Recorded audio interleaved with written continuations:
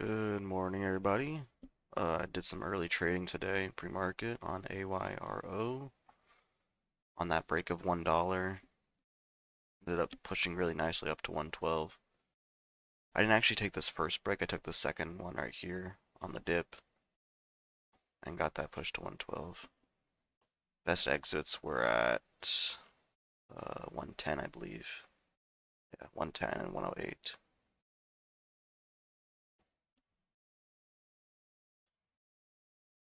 So in at 99, 1, and a little bit out 103, 104. I think I had, let's see, 4,000, 8,000, 12,000, 16,000 shares.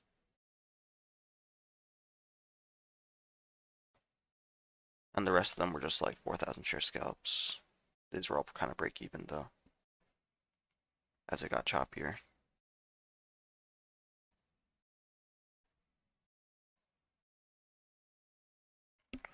So a good start to the morning.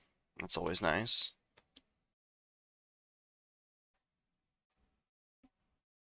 And main watches today are AYRO, obviously, as long as it holds up. But it seems to be only up 17% now after it fell back through 90 and 95.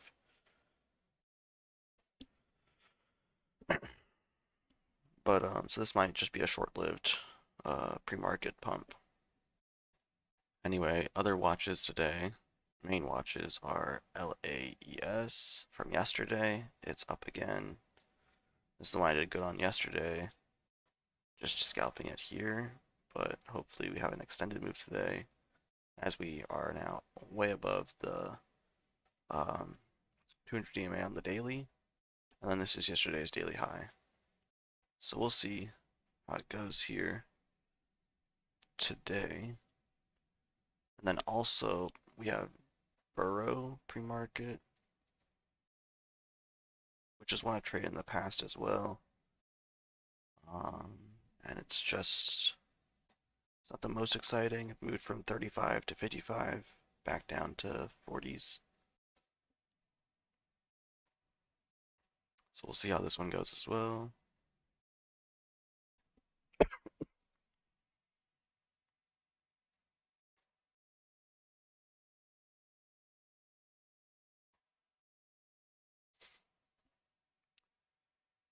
We also had SYTA on watch, but it's kind of rolling over at this point, so I don't like that. It needed to break 94 and pop right back above it, but now that it's kind of going lower towards the low 90s, if it breaks 90, it's going to be much less likely that it's going to get back over 1.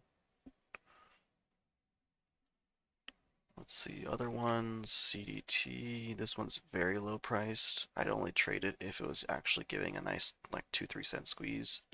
I could use like a couple 100,000 shares on it. But that's the only time I'd trade it, is if it was actually squeezing towards 15 from 10.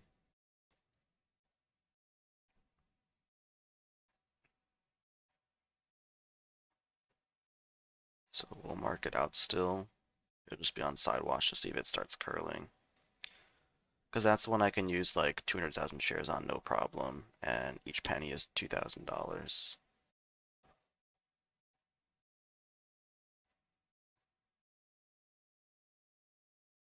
So I'll put CDT on a side chart. Morning, trader community. Let's see, SHOT. This one just looks like a barcode, not much volume going on. Not sure if it's worth trading. I have it marked up from a previous day, it looks like. From a day in August. Huh.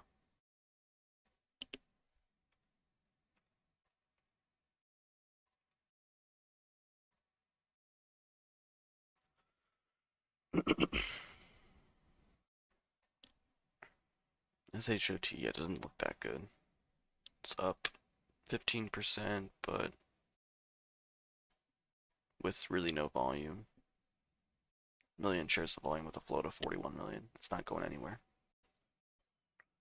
SRM, also no volume, up 14%. AYRO is now only up 14%. It's almost rotated its float once though, so if it holds up after that first float rotation, maybe we can get some nice move back over one once the market opens. Anyway, so I guess the main watch will just be BURU, Burrow, and LAES, with side watches of AYRO and possibly SYTA if it holds 90. And then CDT if we get a curl through 11 and through U up towards pre-market highs. Yeah, so that's today's watch list. We'll see. Here comes the open.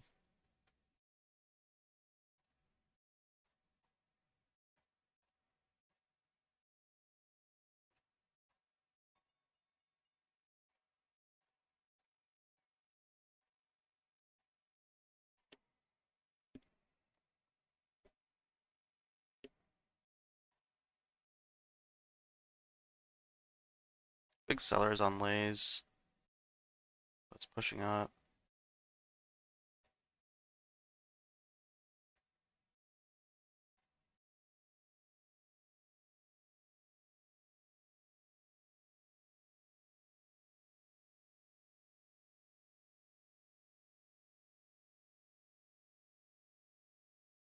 Is it gonna hold up here?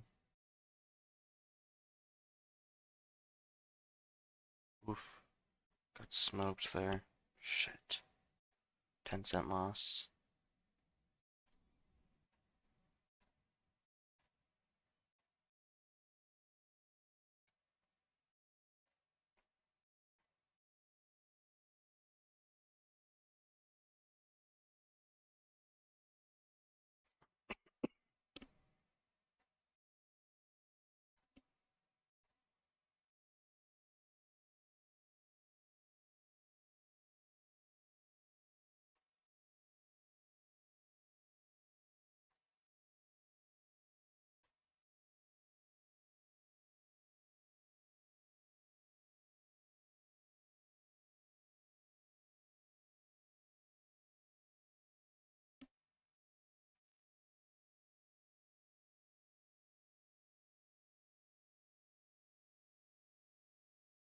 Watching 95.10 break. Hidden seller 95.20.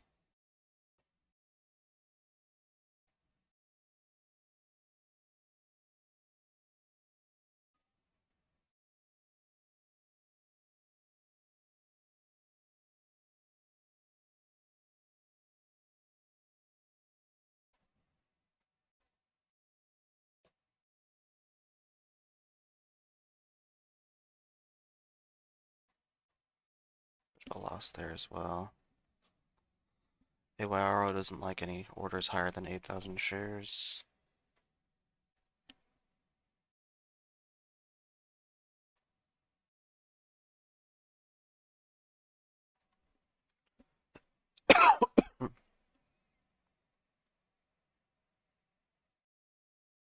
Not a good start, those first two trades.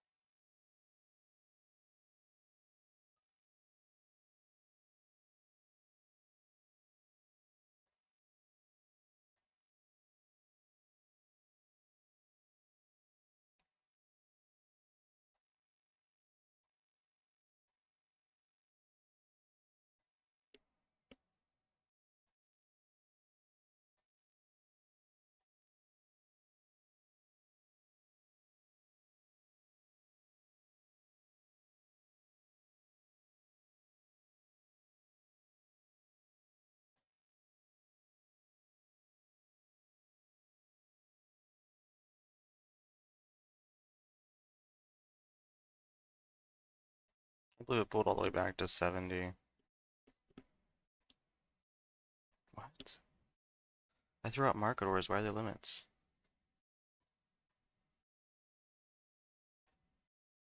Huh.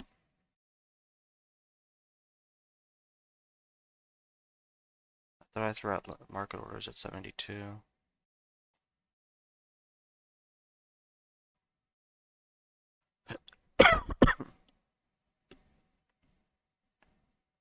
Guess not. Anyway, I'll take it there. Luckily, I got the bounce back to 72.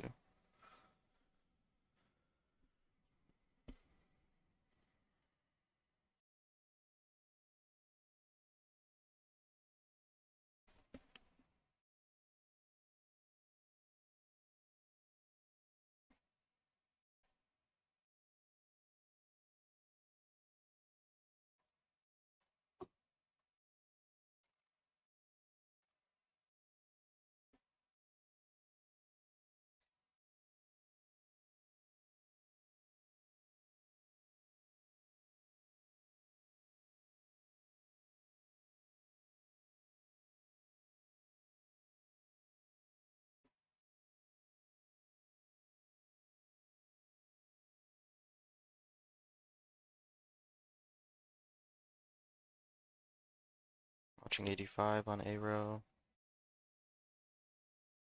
There's 93 on the ask.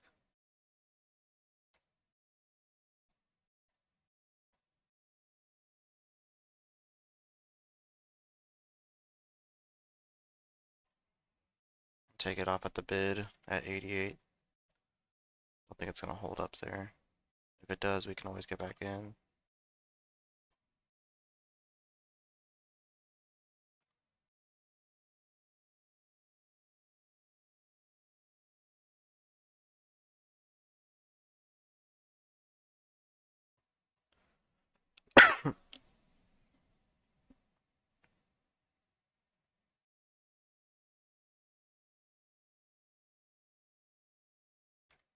Big buyer at 88. Watching back over 90. With last candle's high being 93.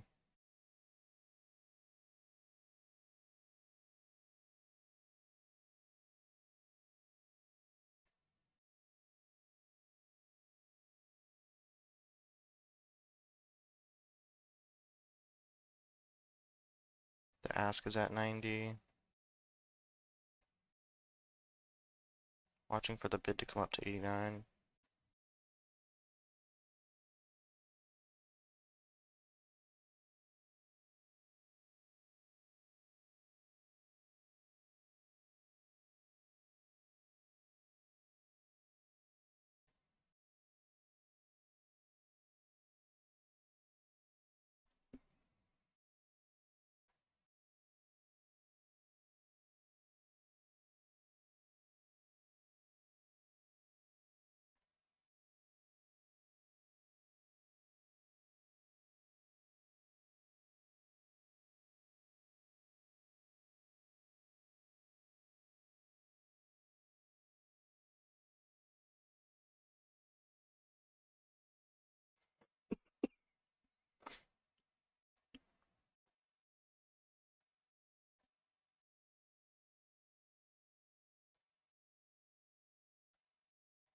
Taking it off at 89.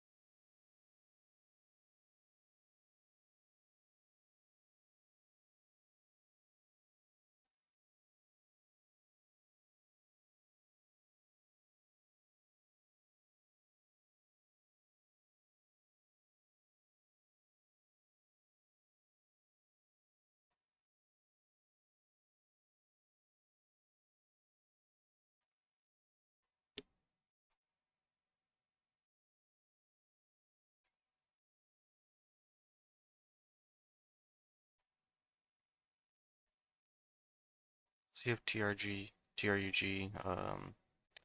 breaks 60. There we go. Watching it back over 60.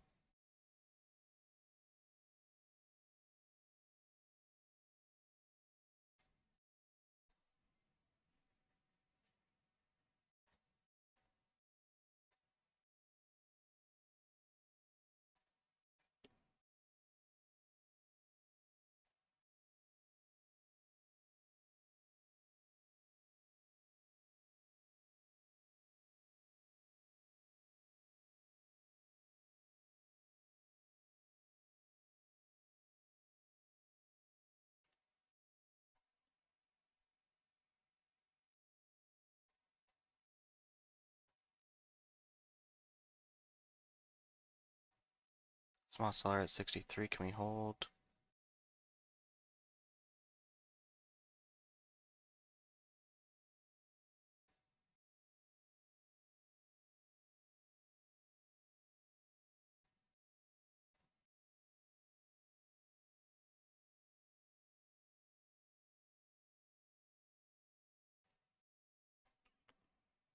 Bailing.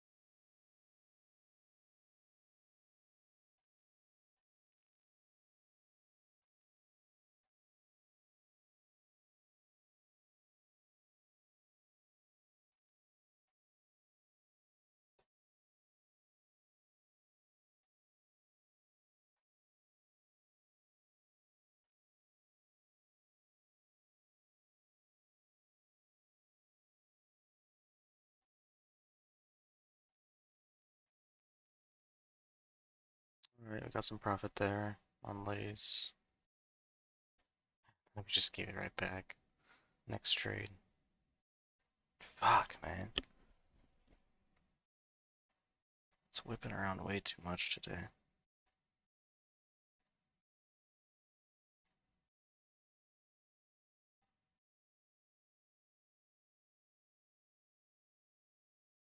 Back over 90, 95 high a day.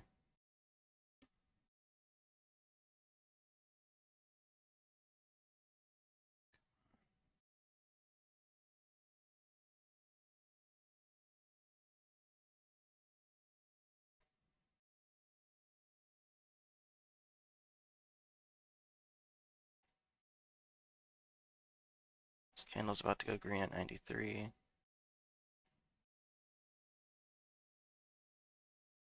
Watching 95.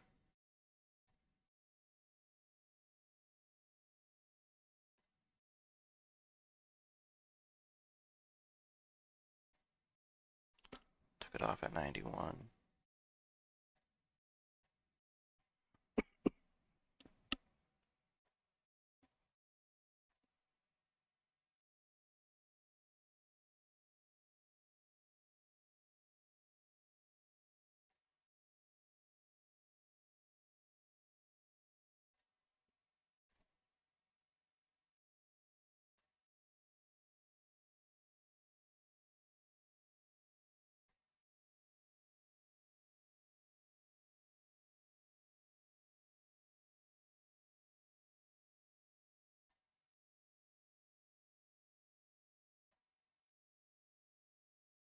Over 90. Are we gonna get it or not? No, it doesn't look like it. There it goes. Wow. Okay.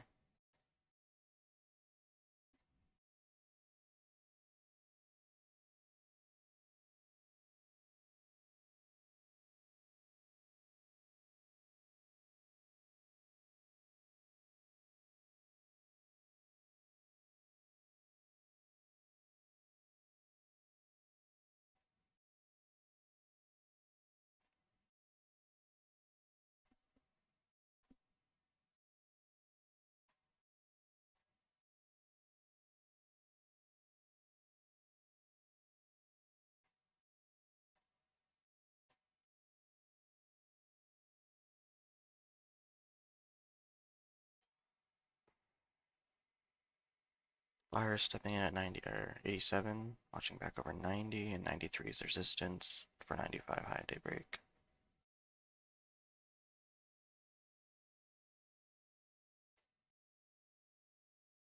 92, 93 break.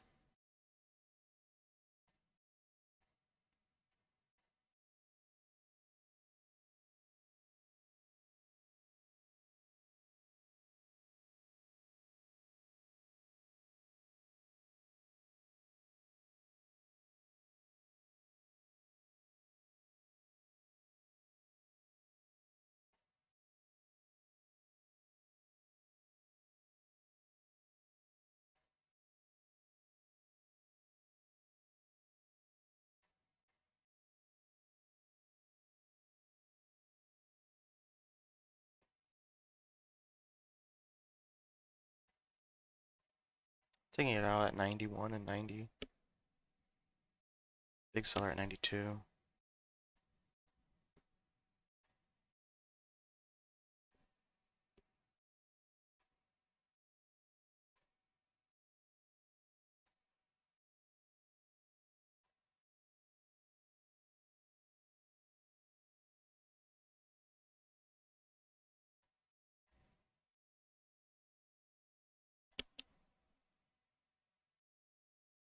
Got shaken out of that scalp. Probably could have held for 87. Looks like it came back down anyway though.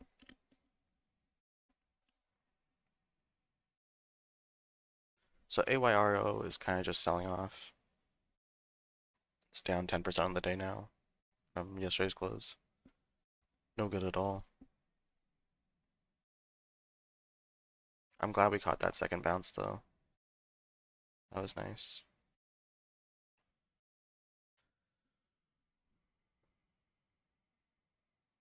Honestly, it's like maybe cat bottom feeding this would be nice. Because it is making nice 3-cent moves on a sub-dollar stock. but I don't know, it might not be the best. Catching a falling knife and stuff like that.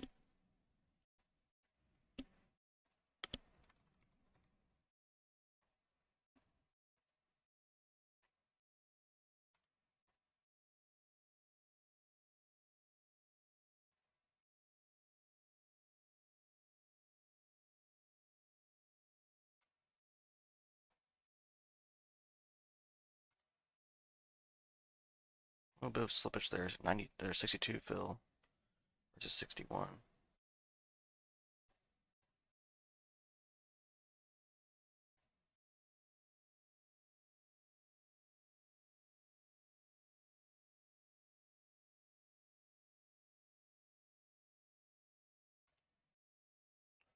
Watching 90 to 65, high on the previous candle. Seller at 65. Ah, tried timing that pop, but got 62 fill on the exit. Was trying to time the pops where it was 63.50 on the bid for a microsecond.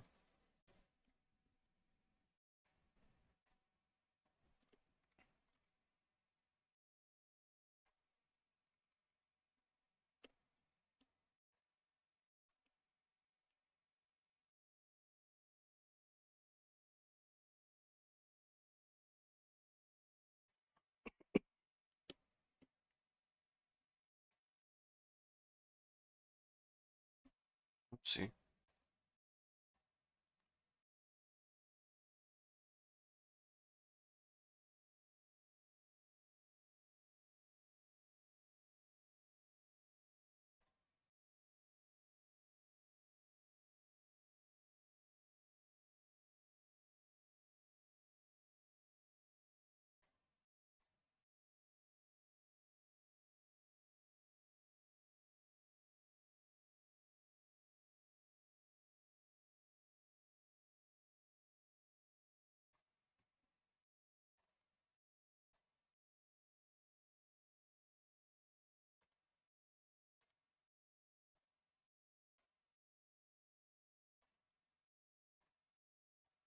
So 70's high a day. Watching 67. Watch 70 here. 77 halt up. It's pushing. 73.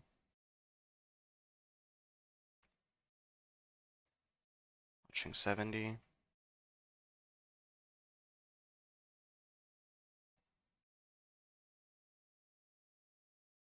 We hold over 70 for a moment here.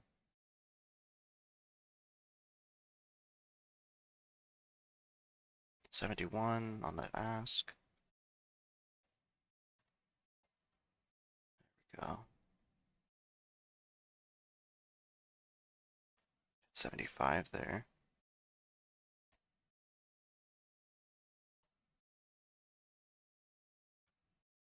Just taking it off market and bid. It's feeling like it's really hard to get into fill in the ask on TRUG. Good thing we were able to get back to green on it though, so we're green on everything we traded today so far.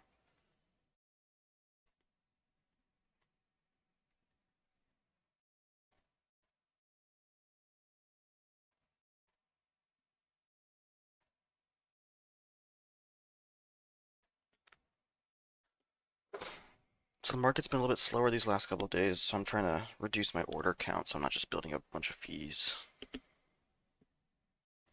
and not taking scalps that have less likelihood of working out.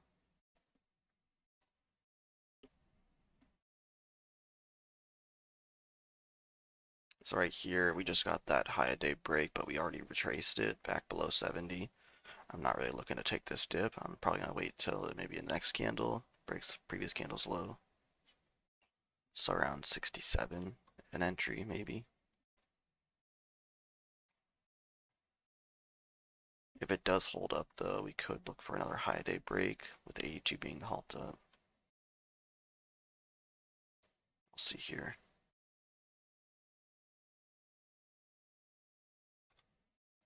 There's a buyer at low 70s. Just taking a small size here for the scalp.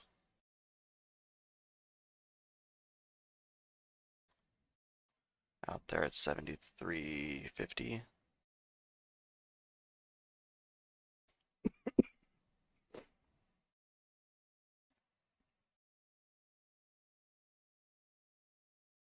Buyer at low 70s is gone.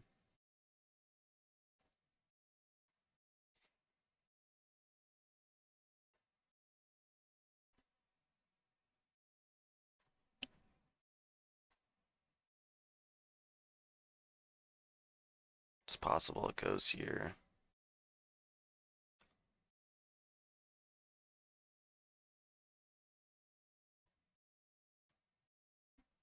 Taking it off, break even. Didn't like how I didn't just rush through 75. Glad I did. Would have been a 2-cent loss otherwise.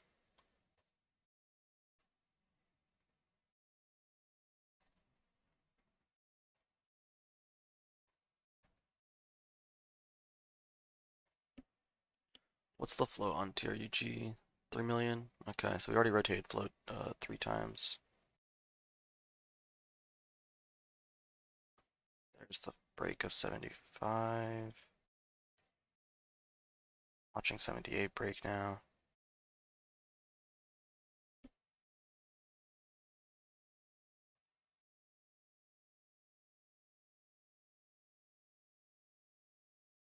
Watching 80.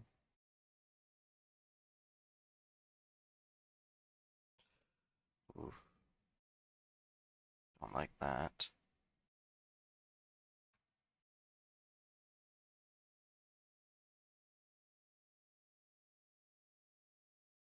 $76.80 average.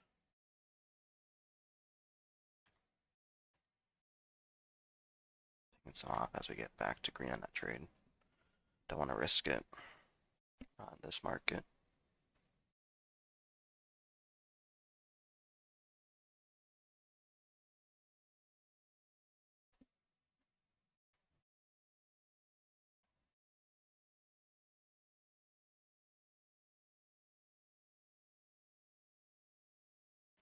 Below this candle, 73, 72, 80.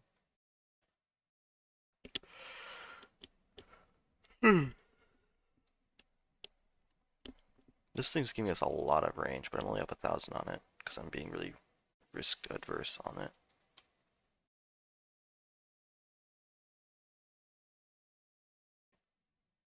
Typically this price range I'd be slamming 32,000 shares, but it's just moving around way too much for that.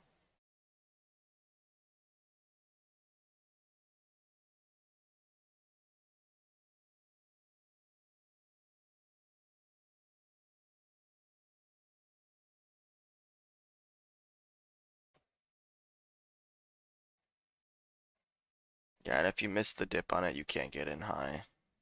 It's too risky because it could just dip right back down.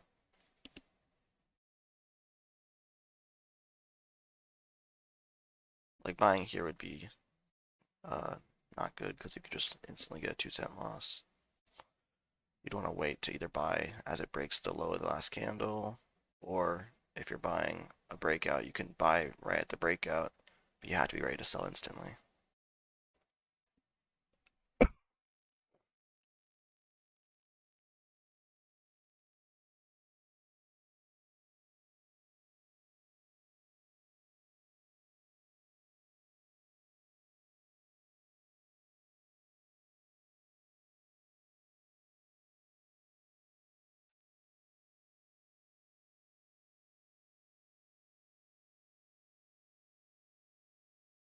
We're getting filled on the bid there. There we go. Watching 79 and 80. And at 76.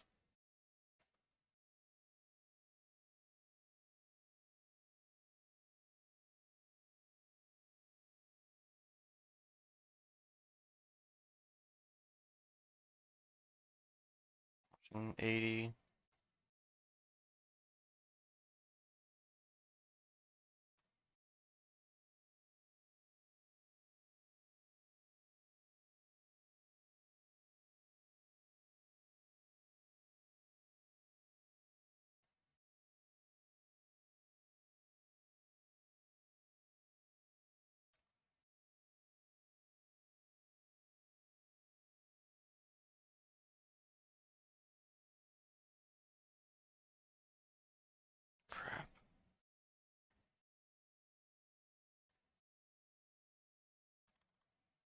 It's gone too low. Fuck. Get back 800 there.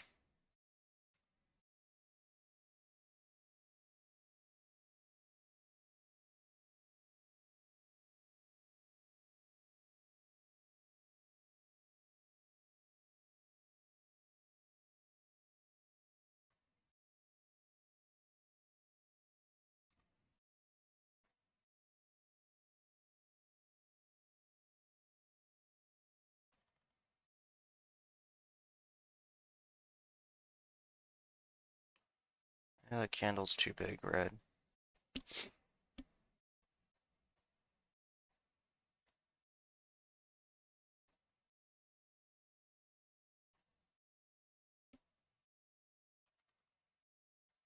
Fire at 90 or 69.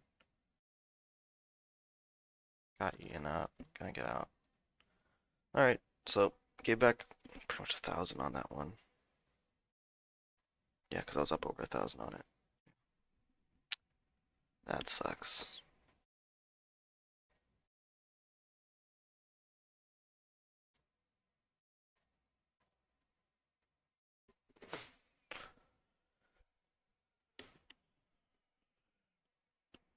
Okay, so LAES is also bearish right now.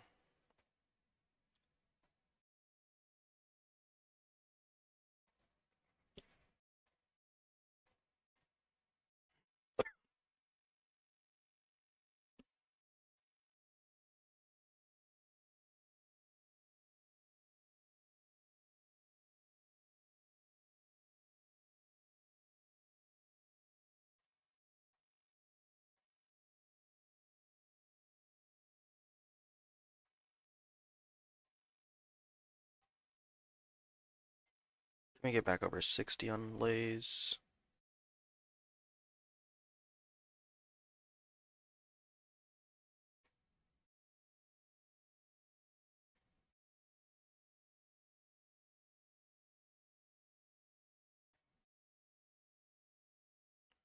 Nope, we're just gonna flush instead. Fuck's sake.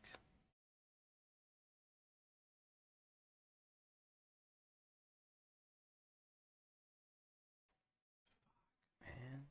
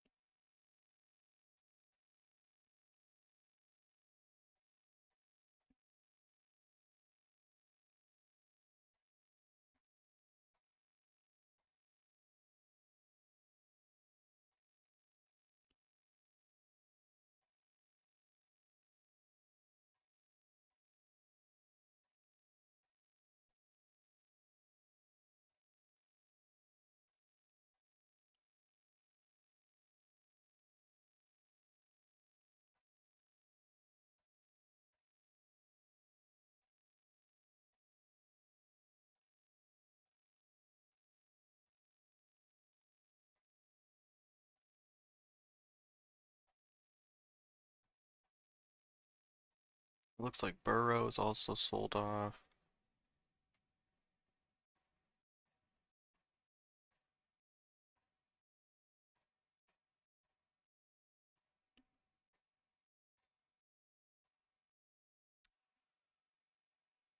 Pretty much everything's sold off. Yeah. Gotta be careful here to keep our 2000.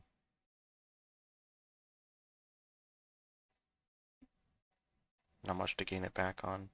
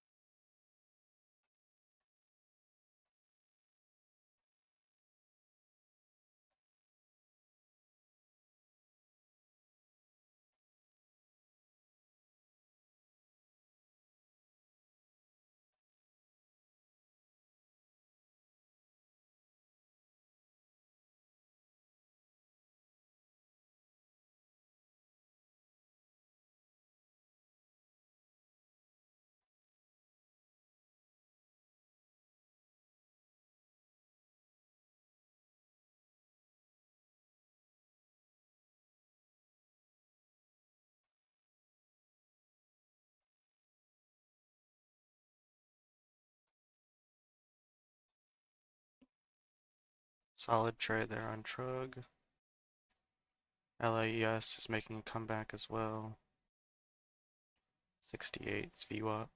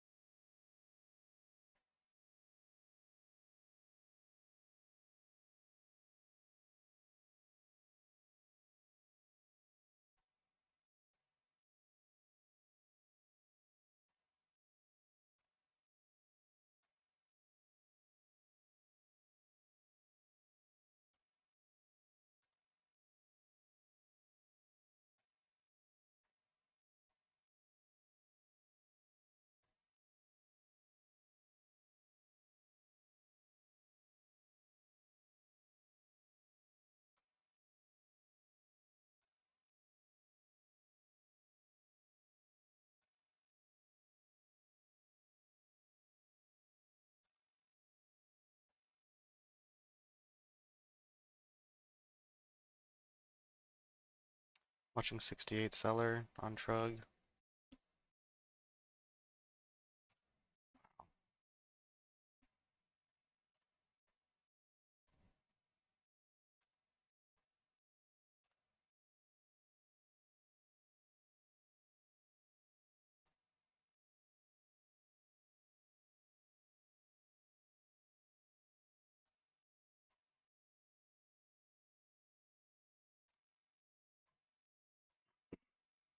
Very nice pop there. Wow.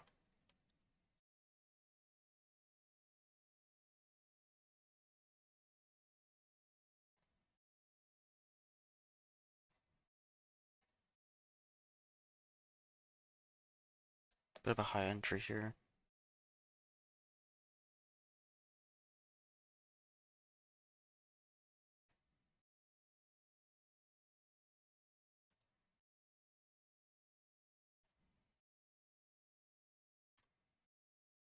Out there at 74. Wow, what a nice exit.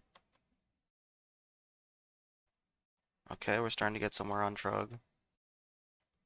75 high there. 82 Halta.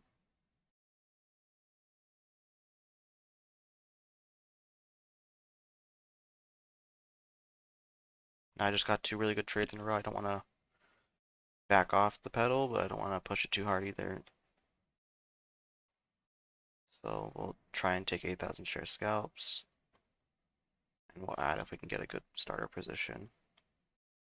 Cost basis.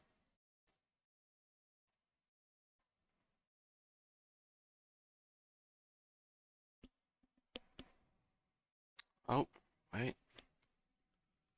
GOSS breaking $1. That's always a good one.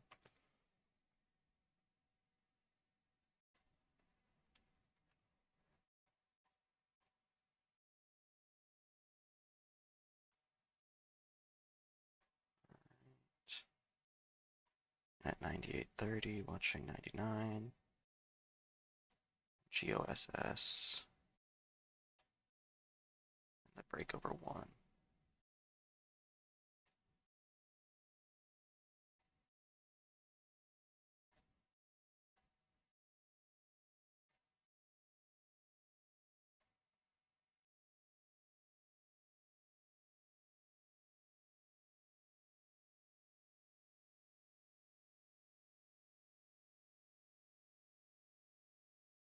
Green on the tape at 99.60.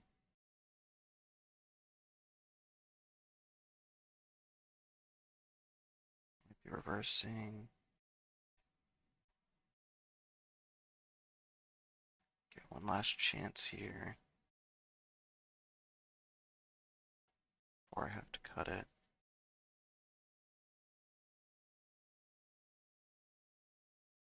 Buyer, big buyer at 8.98. Come on.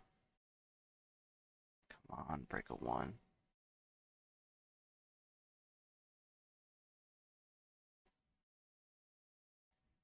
See some green at 99.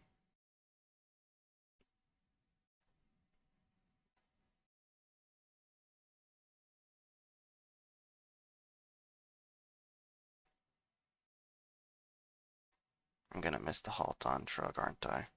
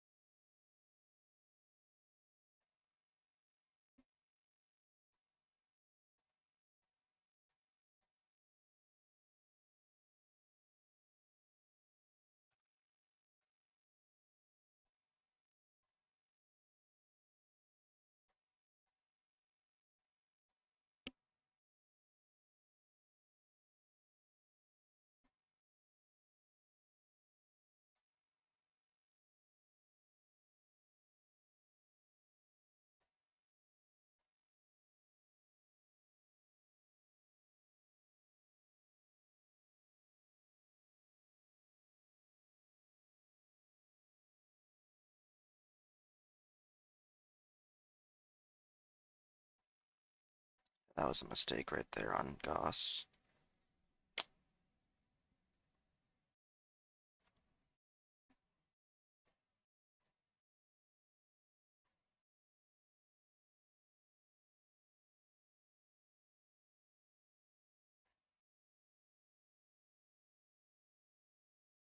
Seller 89 on Trug.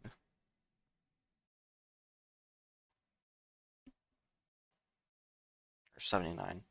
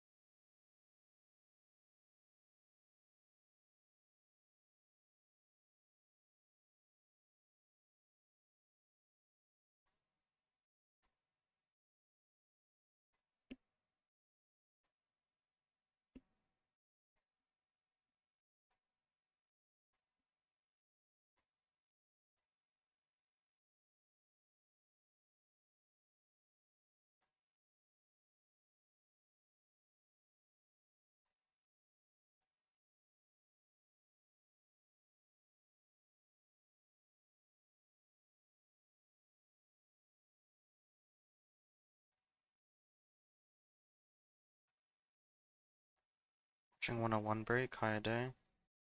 And Goss. Might get 101 break.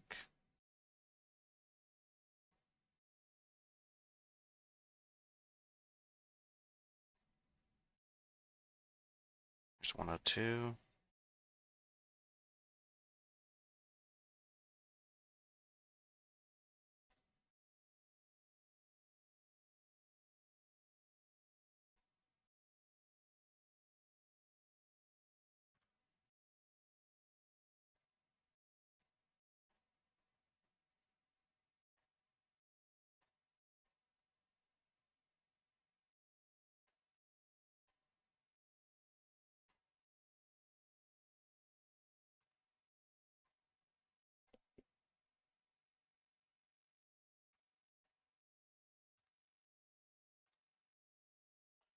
One 114's the halt up. Careful.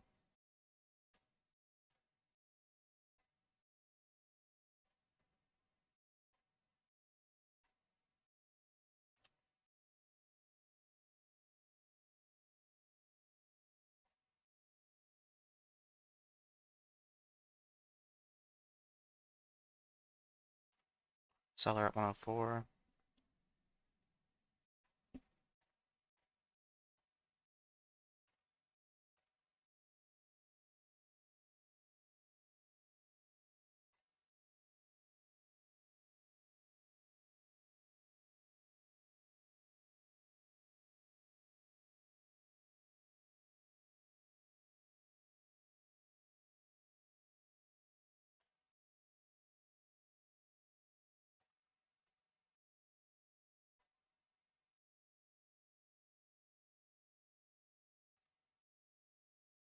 Back over 1.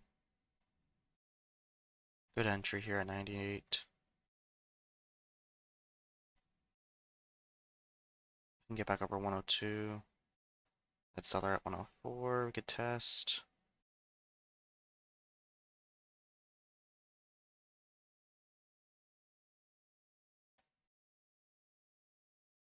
Careful.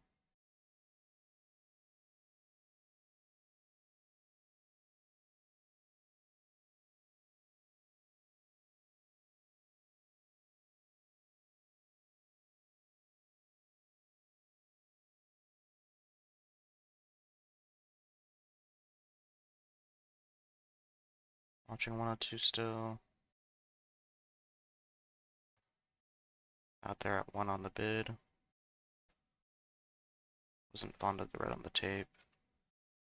We didn't break, so I'm back in. Bit of a high entry though.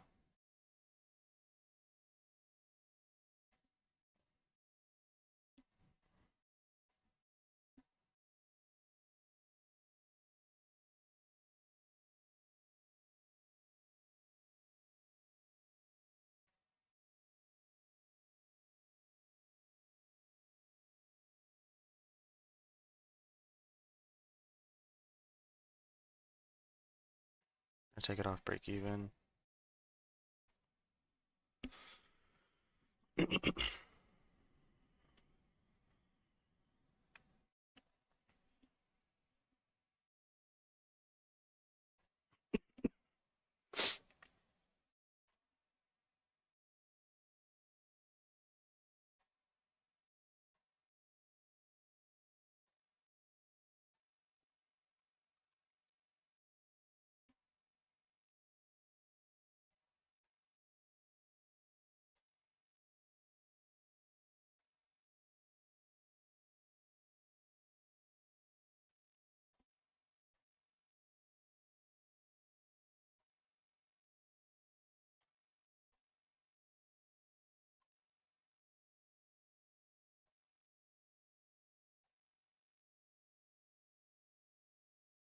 Seller at 103 on Goss.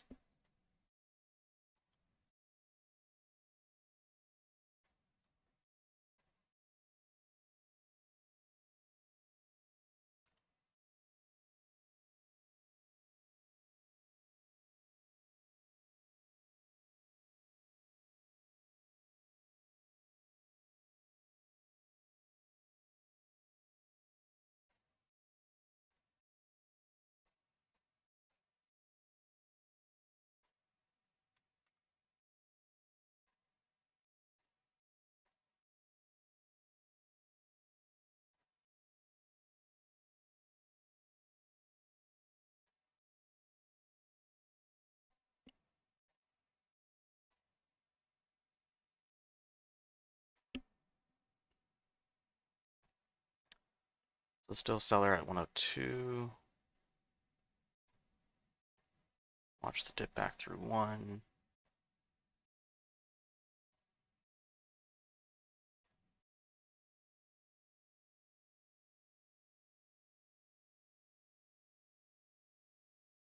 We're gonna dip through 1. Yes, yes we are. Now do we reclaim here, or are we gonna go a little bit lower before we reclaim? MACD has crossed. So dips down here are a bit more scary.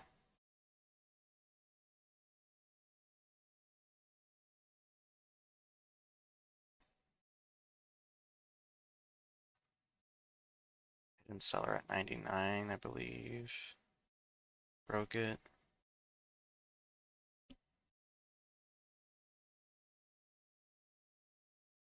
Now can we hold and make the push for 1 again?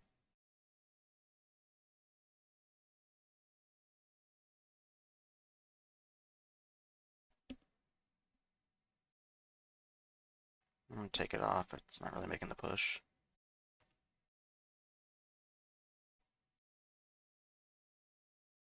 Watching 1 still. There's 101. Bid needs to get over 1. And seller coming at 101, so I'm gonna take it off break even.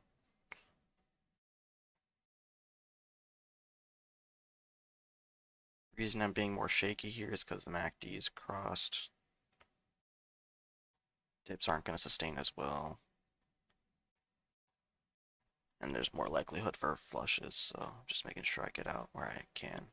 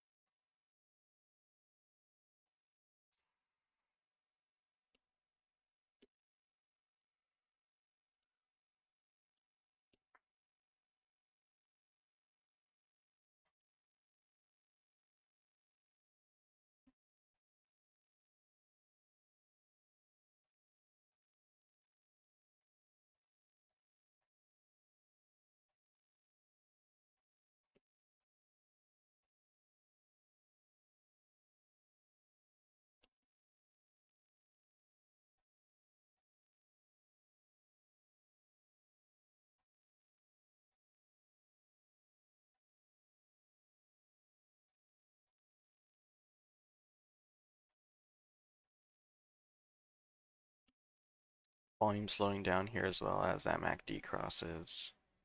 Declining volume.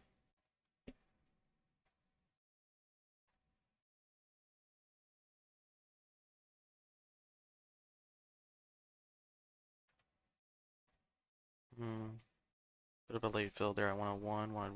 Wanted 1 flat.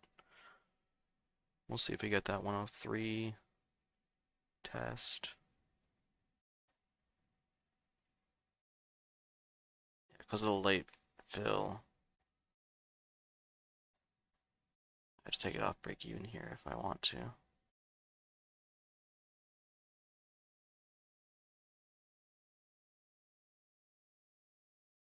Yeah, I think I am. Taking it off break even. Missed the pot.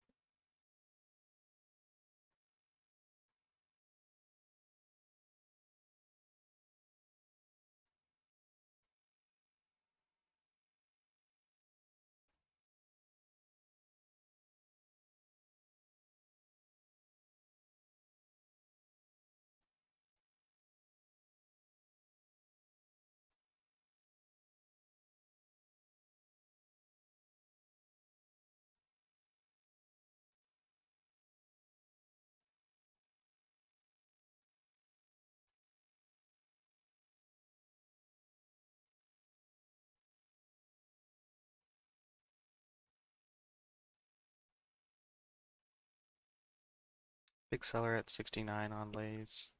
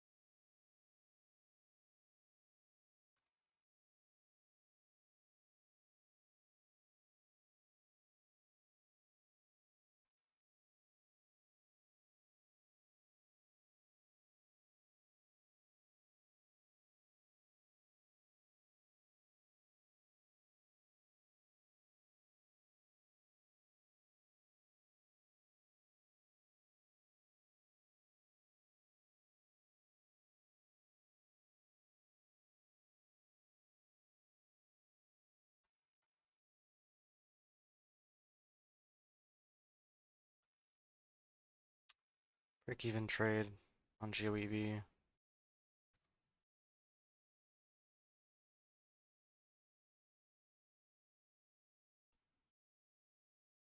Watch it retest 20.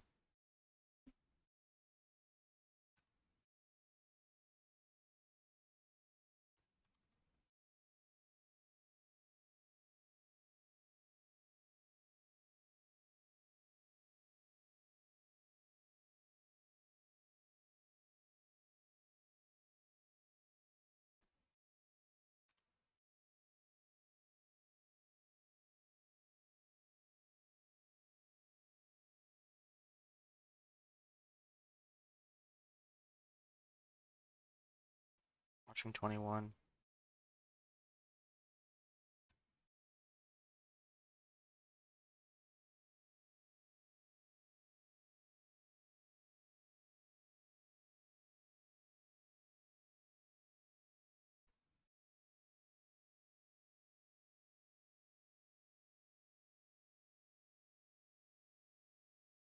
Come on now.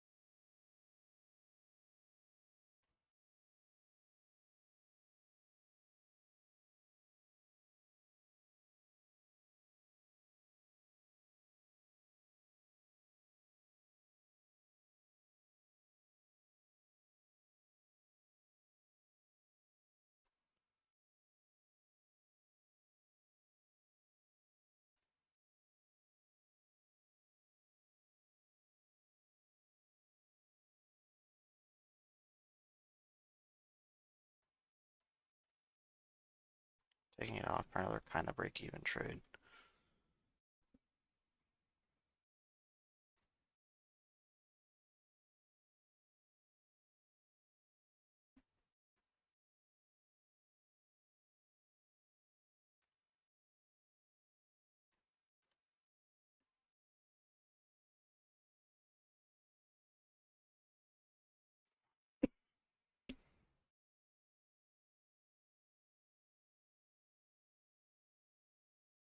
Shit.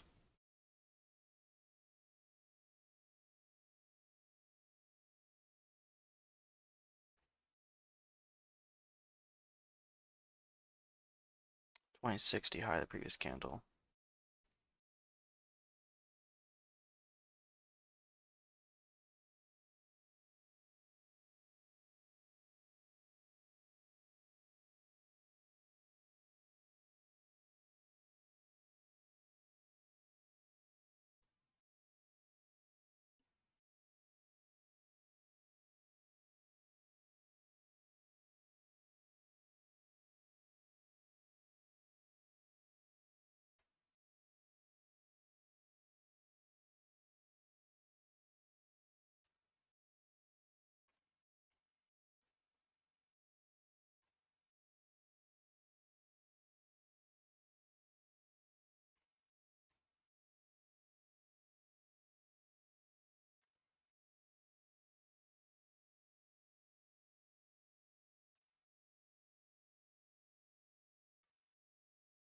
I'm gonna take it off there.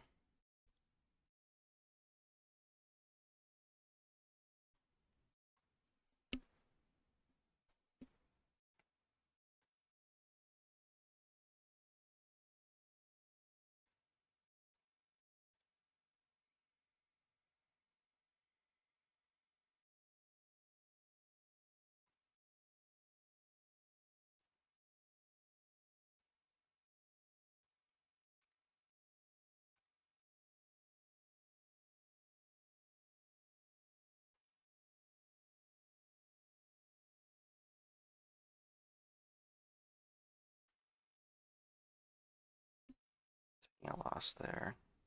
300. Watching 2080. That seller there.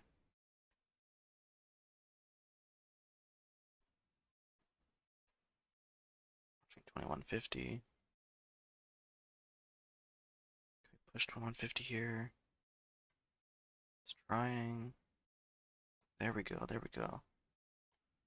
Taking it off on that break.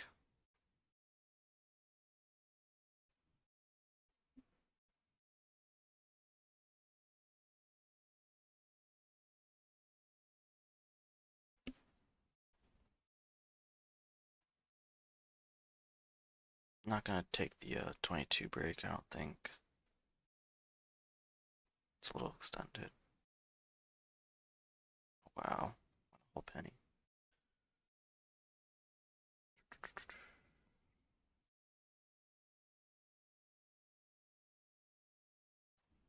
Well, that was the extension then, right?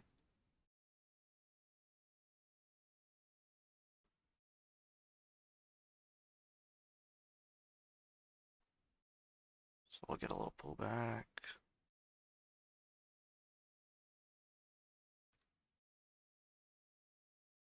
Using 2180 as my backstop.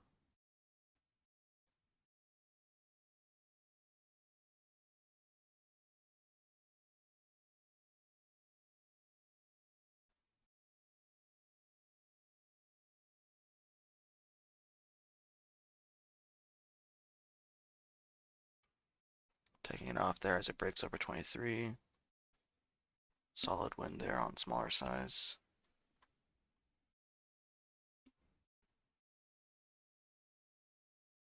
It continues higher. Wow, this really should get a pullback.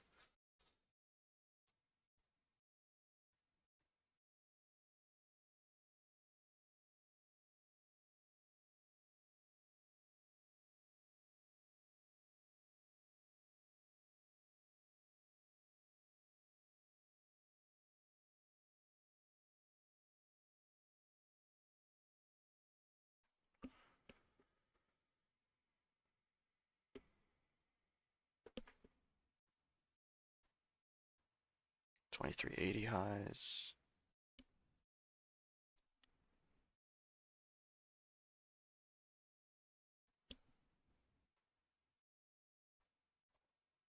Looks like GOBB had its all-time lows yesterday. This is the dead cat bounce.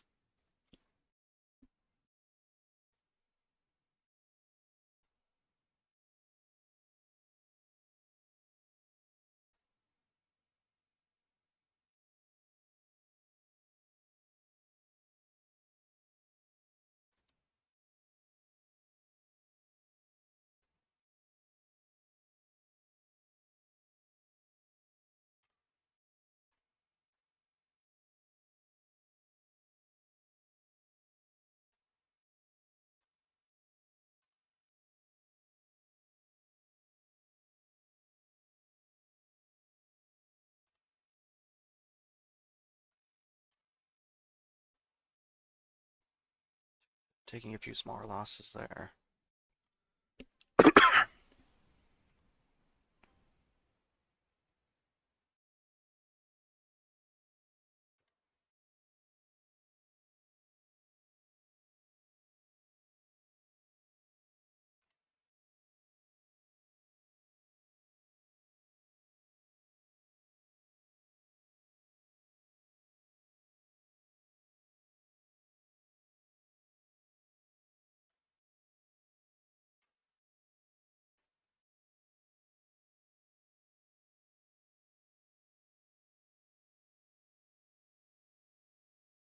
Low is 22 on that last candle.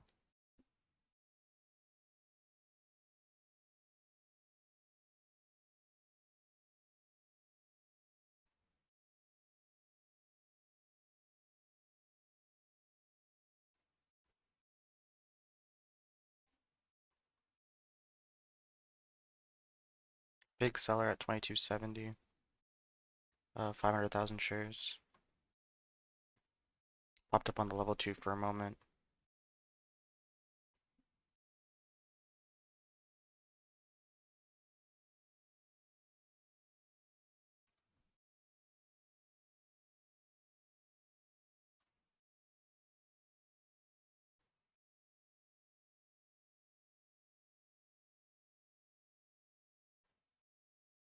$22.90 high of the last candle.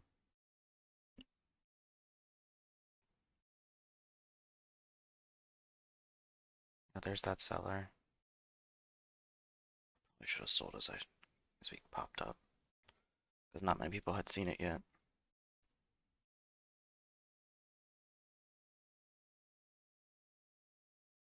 Now they know it exists.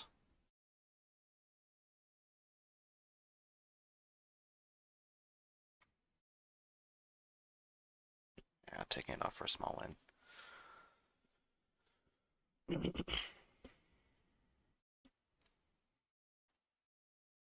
That seller at 2250 to 2270 is going to need a couple of attempts to break. Most likely.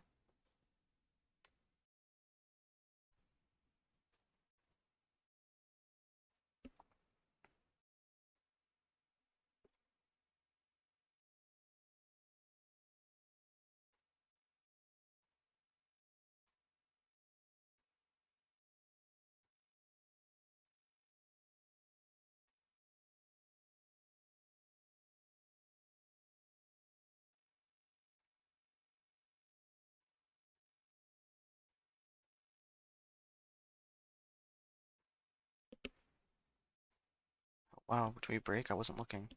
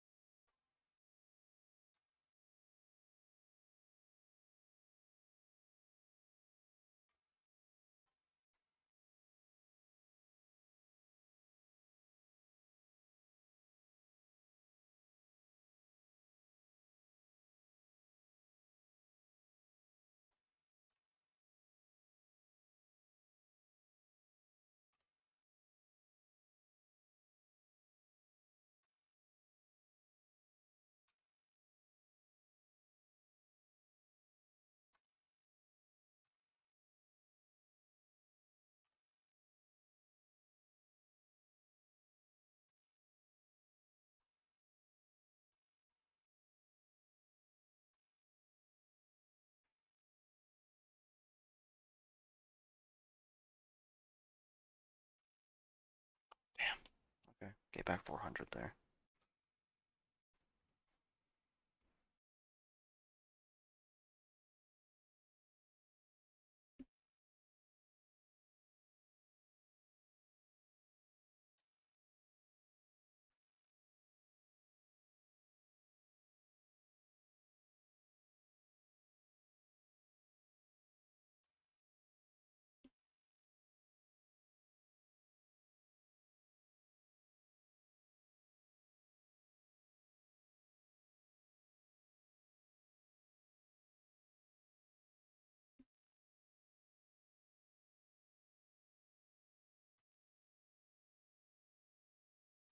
Hmm.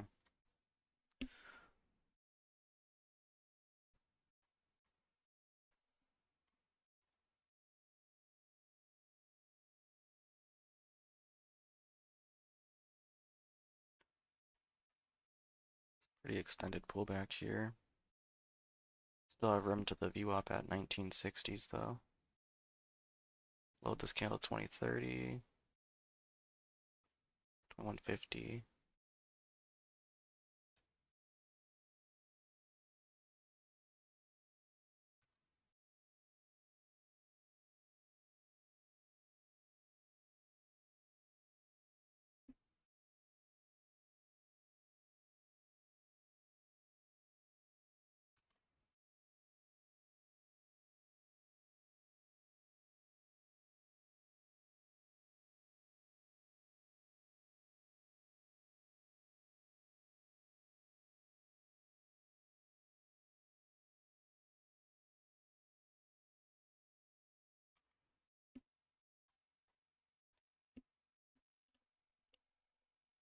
'Kay. Yeah, so we're about 500 off of highs.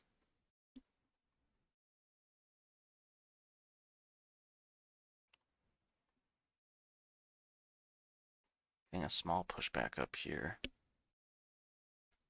There's the break of 2150. Can we hold? Make a push for 22.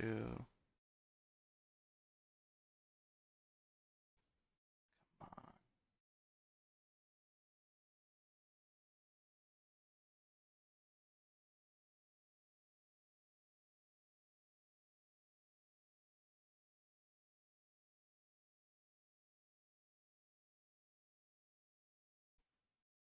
2184 is high of this candle. Watching 22.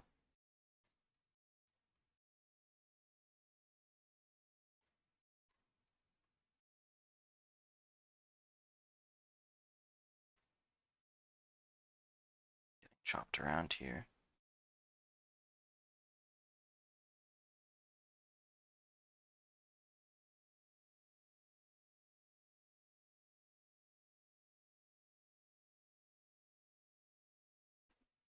High 2192 last candle.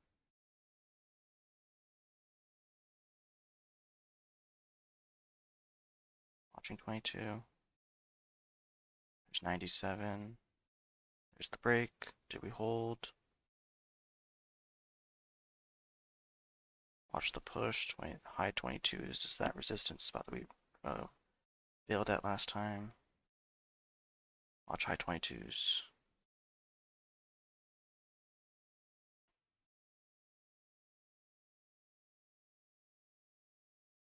Gonna take off half here just in case it rolls.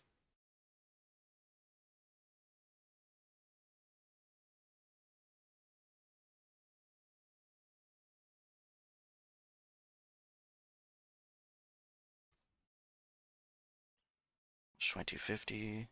77 high at the last candle.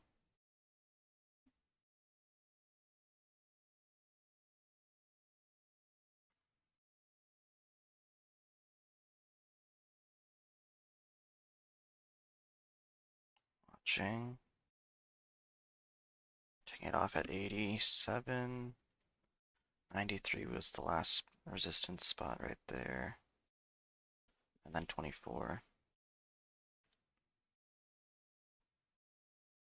High days 24. Watching 93, see if it double taps.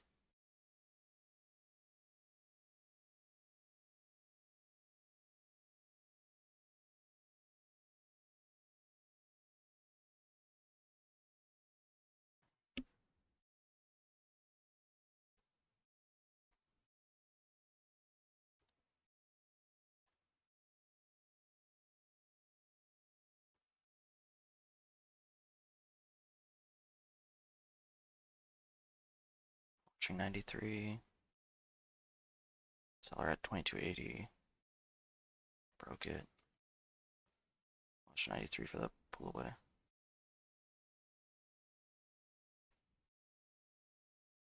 Oh. Yo, yo, what's up, trading farmer? How's it going?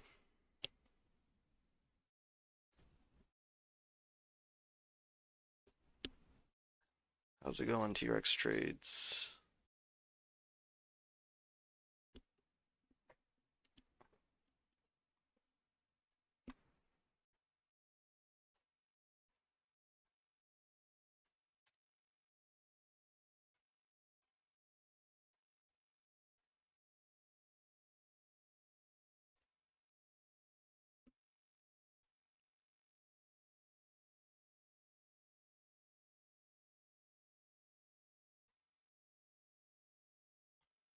Yes, I don't want to be trading GOEV too much just because I am using 40,000 chip blocks. It's going to be a lot of fees.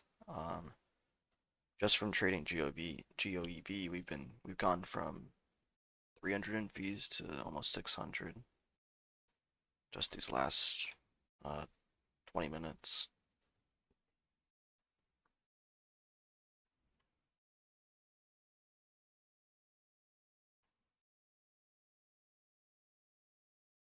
Watching it as it comes back down to VWAP 20.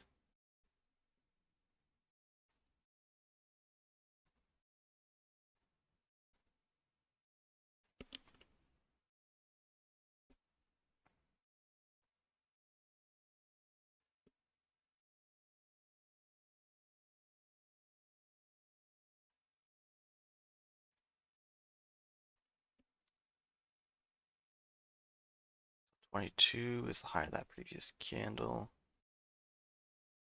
2050 is the low.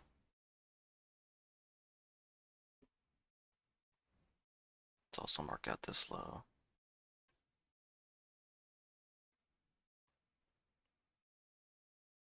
Goss is just kind of hanging around in the low ones, not really breaking out.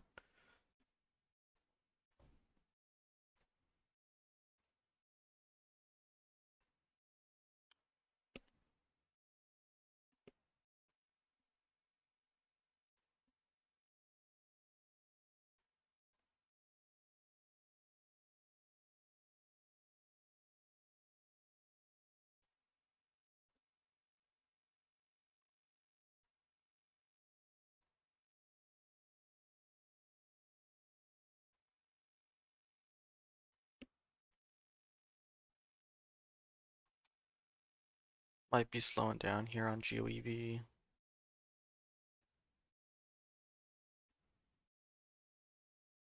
It looked like for a moment we were gonna curl on the MACD right here, but we failed that 23 break. Just double topped at 2293.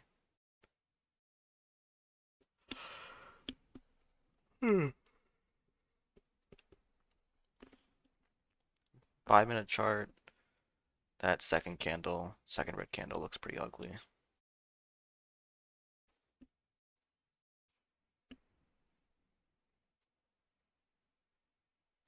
Honestly, I think I'm just gonna take a step back. Keep my hands off the keyboard for a little bit. At least until GOEV looks more bullish. Maybe we get a big buy or something. But most likely I'll be waiting until it touches support.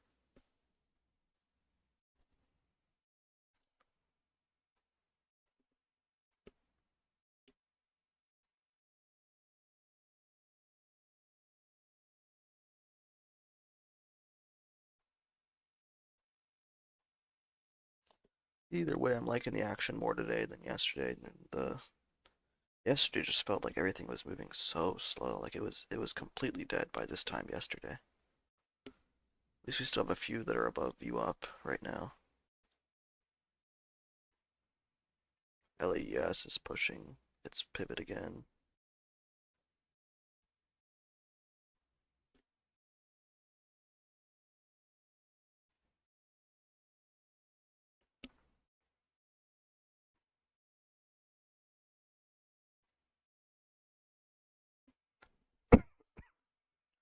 Good 5-minute breakout on Lays right there at 77. Get like 5 cents there.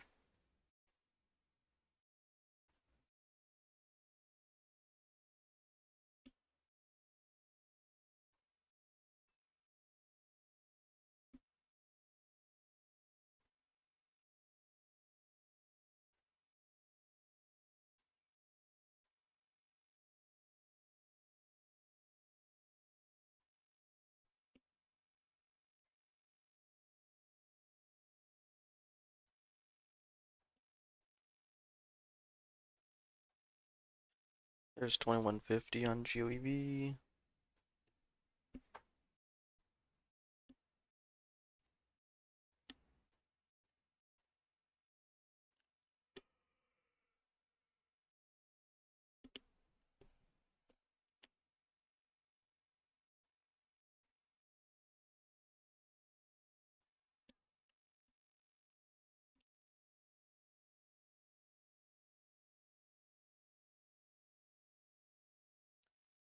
I think this 1-minute pullback on GOEV. Be watching for a move back to 22.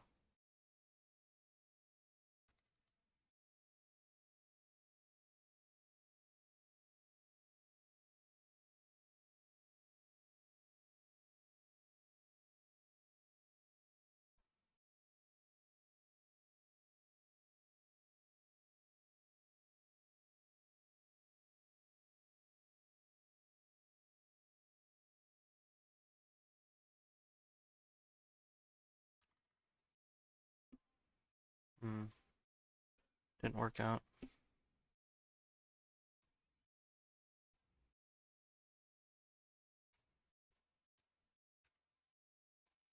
Getting a retest here. Just want to see if we get that retest of 2150.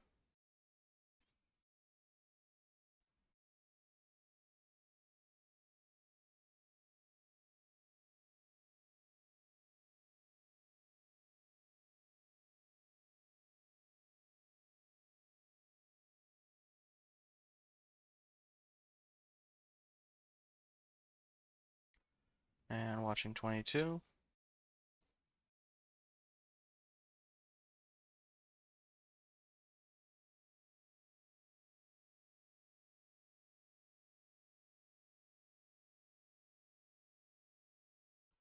$21.75, previous high.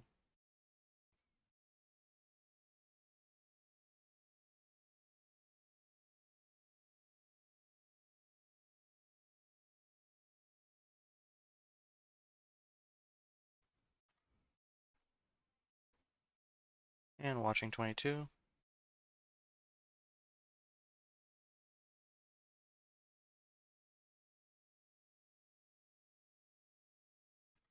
Big seller at 22. I'm going to take it off.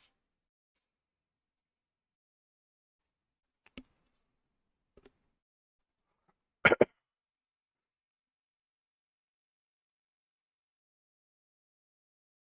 there was a big 400,000 share seller at 22.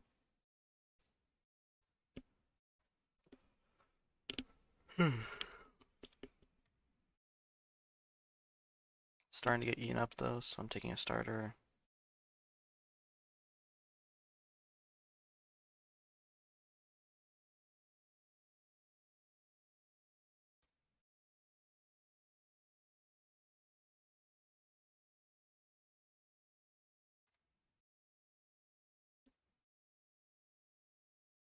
Watching it break.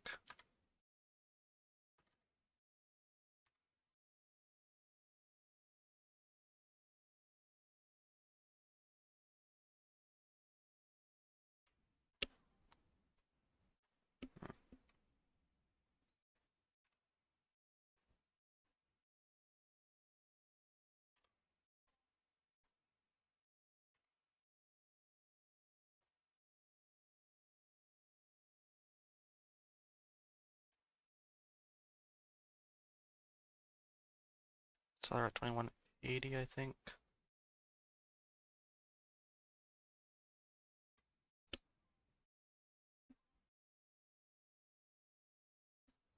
Break even.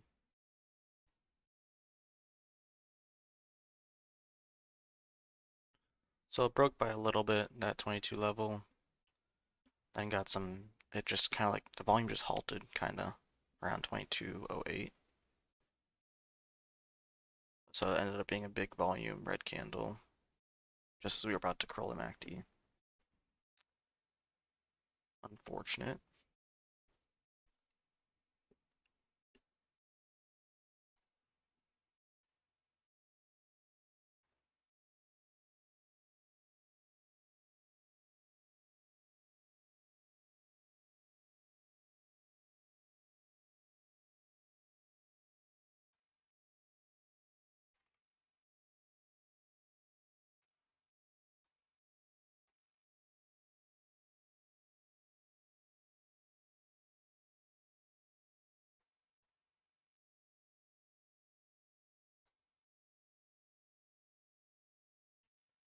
Get back over 21.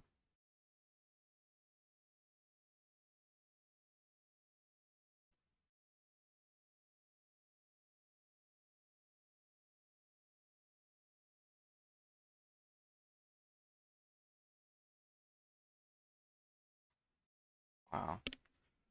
Bit of a mini flush there. Okay, watching 2130.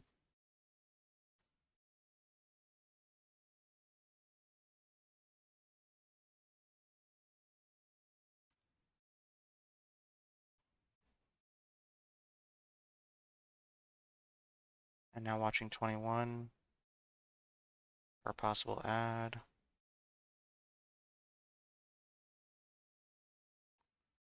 This could be a good longer hold one. Watching 21.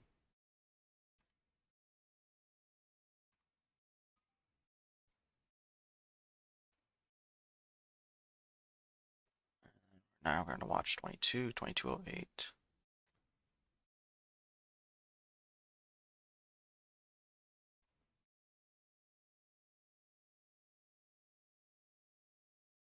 There's our bounce off VWAP. Come on, let's get this push.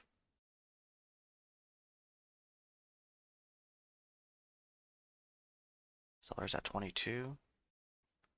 Not too large though, only 200,000. Watching it, can we get that push through? 2208 is our pivot.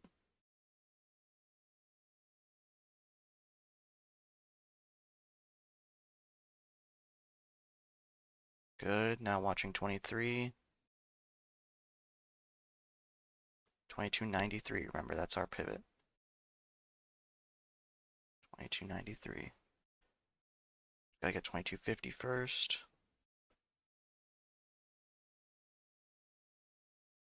There we go, watching 23. Big buyers coming in. And watching this, can we get the break? Taking a little bit off as we get close to that second resistance level. Out the rest at 2270. Can look to get another position in for the break of 23. Up to 24. Solid trade there. Watching 2270 and break of 2290.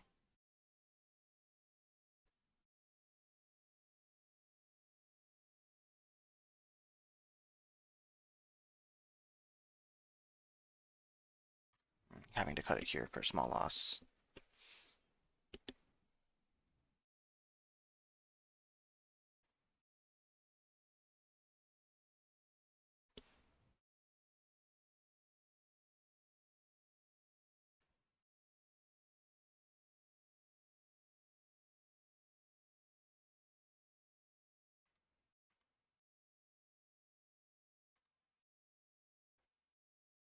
Watching back over 22. Can we get it? There it is.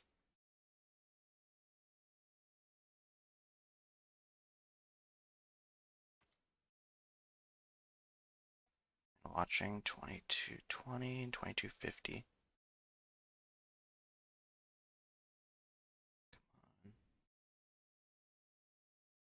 40.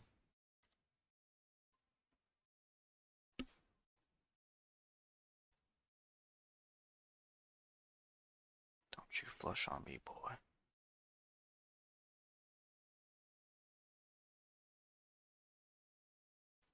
Seller at 22.30, not too large.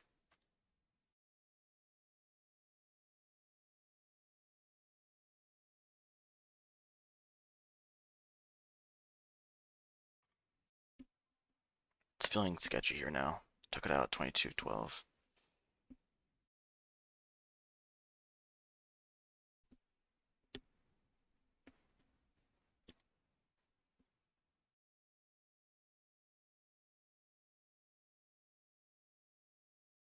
Watch that seller at 22.30.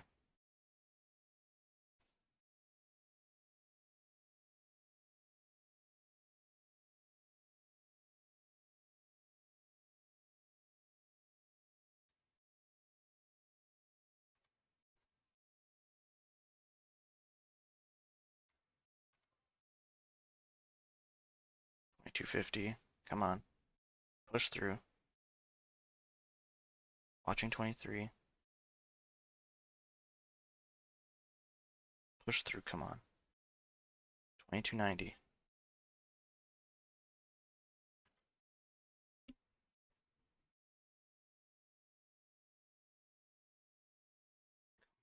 $22.70, $22.90. Got this.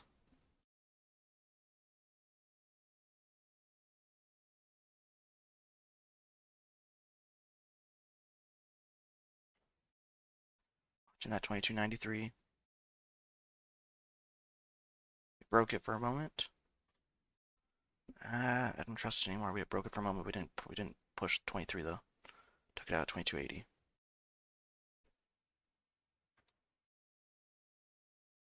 Watching again, see if we get that 23 break. Sizing in.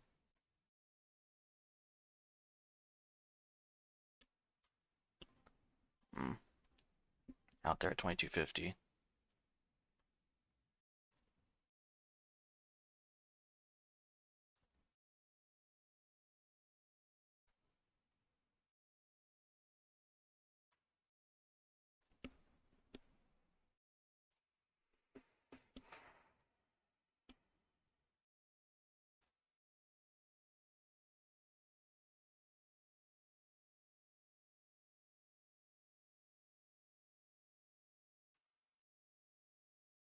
Watching 23 here. Break a 23, up to 24, high day.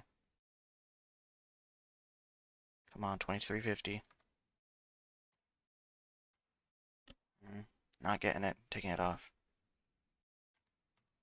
Loading back in, watching 23.50.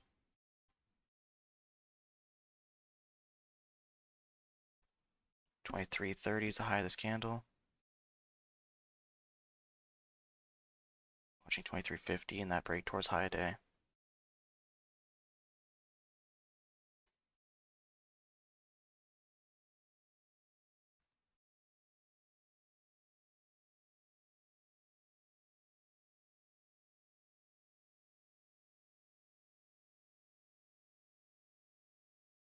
Watching 23 carefully here.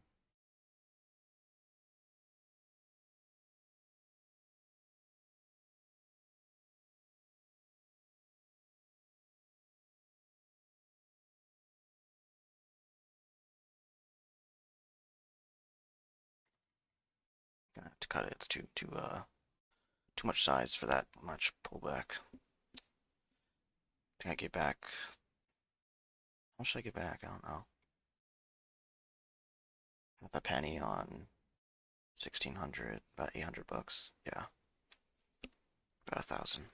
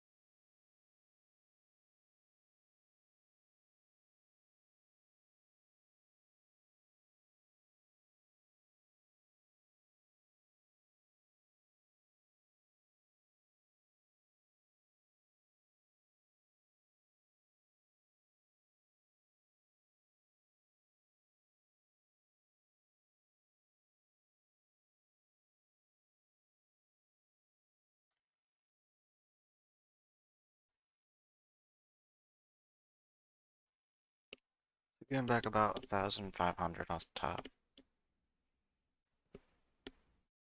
Don't want to do much more. It needs to prove itself before we can get back in here. 2250.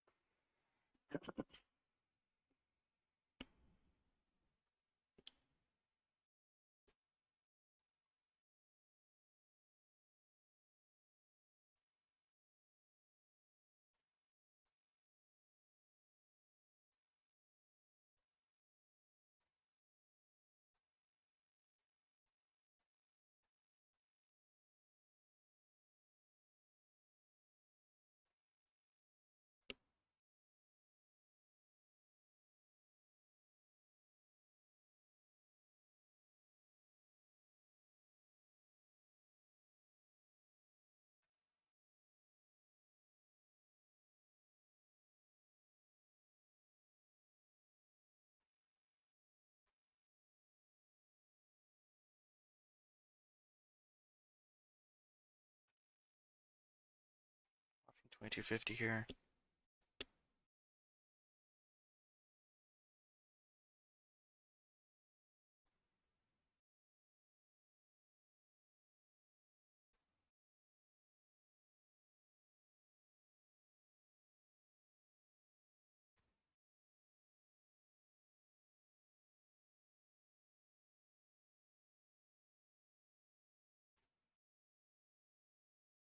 It's getting a little sketchy if we don't get back over 22.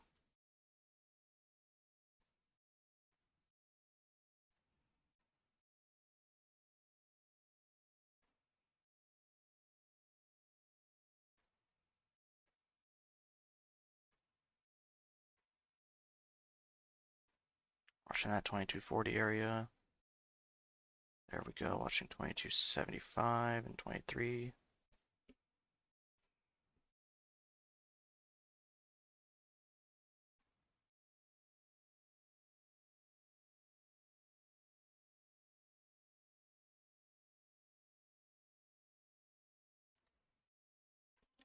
Let's get that push to 23.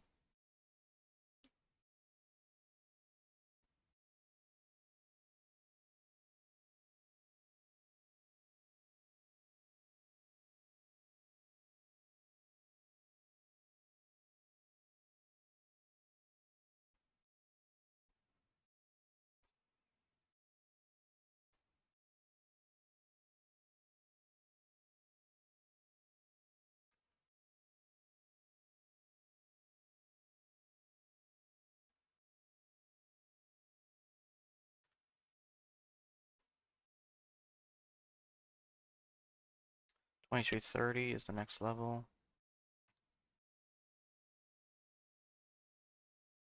They reloaded their sell order. Fuck.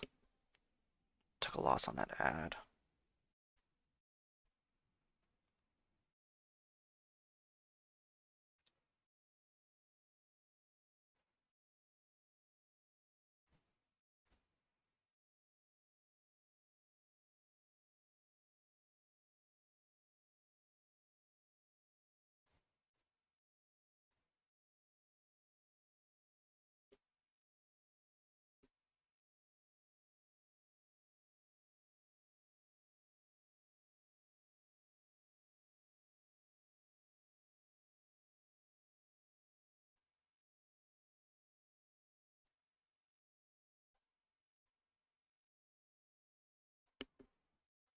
Yeah, so the seller at 23, when it was just about to break, they threw on another 130,000 shares.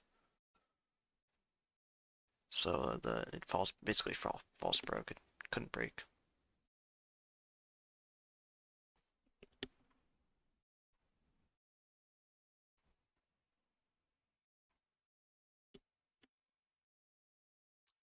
So back to not quite highs, still 1,000, like 800 off of highs. But making some progress back.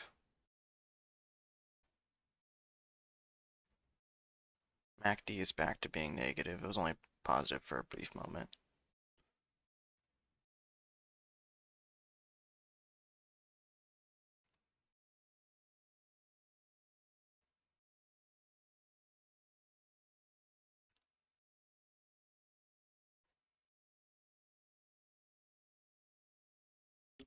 Watching 22. Okay, okay.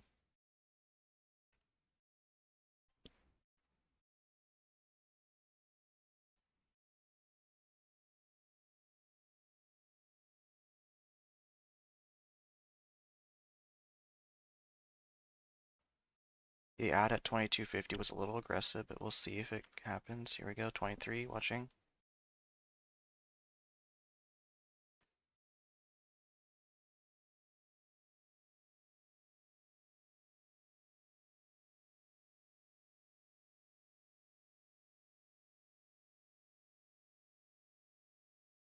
23.50 break. Watching 24 high a day.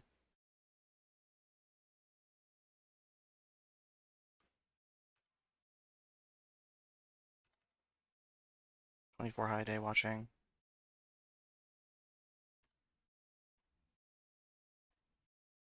23.68. Don't want to catch a flush here. Gotta take it off.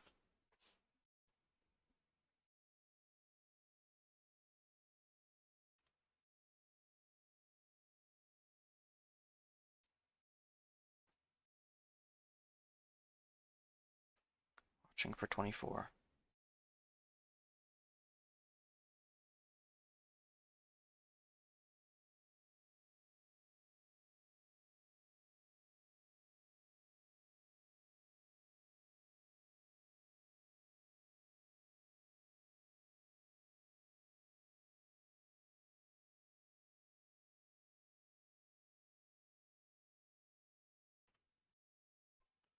Out there 24.32. Looking to get back in as it holds 24. Moves 25. Watching 25 here. At highs on the day.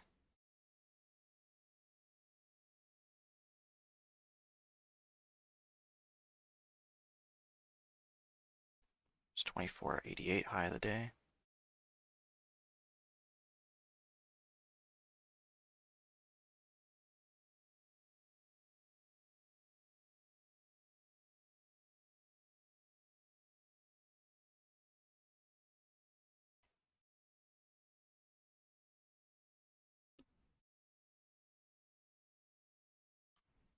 Didn't pull away as I wanted it to, 25.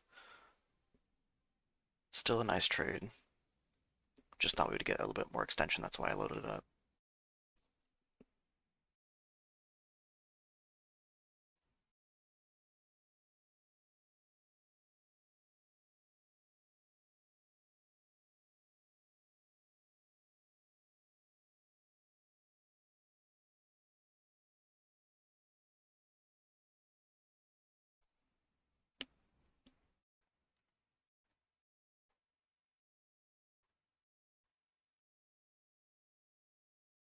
This is a high entry. Take it off for a loss, just I don't want it to flush below 24.50 with me in there. Yeah. So I got shaken out there just because my entry was a little bit too high. It tapped 25, we didn't break though yet. Watching the break. Small break with the seller at 25.16. Careful. Feel like it should still go a little bit higher. But again, I could be wrong. In small size so far.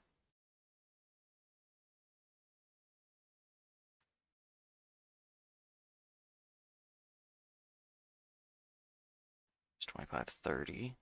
Can we get 25.50? Move. This is starting to accelerate. Here we go. Watching 26.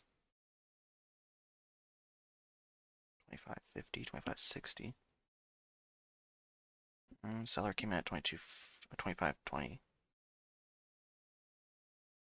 break past it. Nope. Ah, shit, got flushed on. 400 gone there. Not the worst, not the best.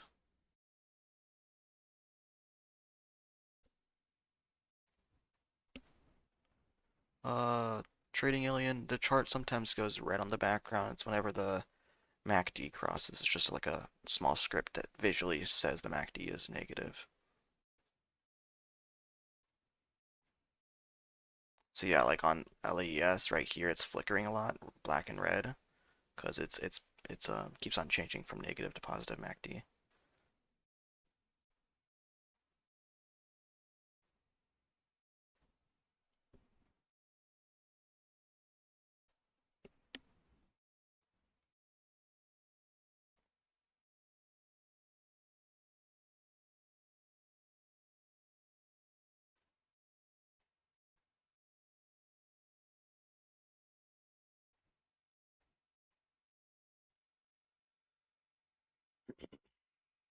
Really thought it would extend to 26 there. That's why I ended up taking the loss. Could have taken it off for a smaller, like $100, $200 gain, but took a loss because I thought it would go higher.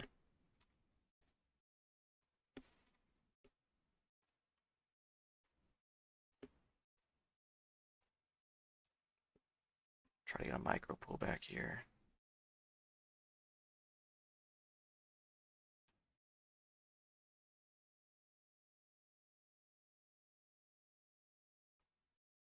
Watching 25.30, 25.50.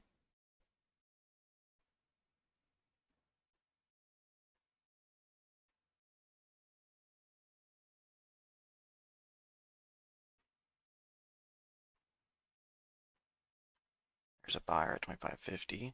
Looking for this to go. Nope, it's not going.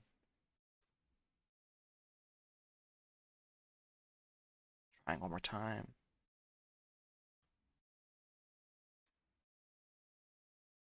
We get that extension to 26, finally.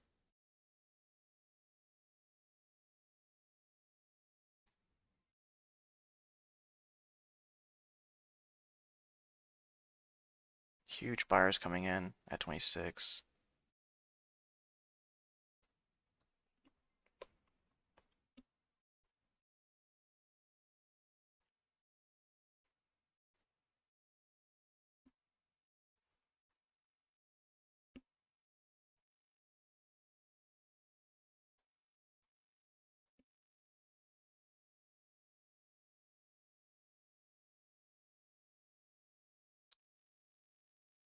A bit undercapitalized on that push there.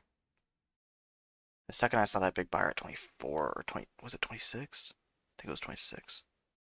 I don't remember. Wherever that 400,000 share buyer was, I should have added like triple.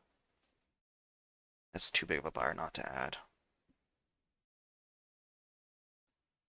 That's missed opportunity there. A couple of thousand I could have made off that ad.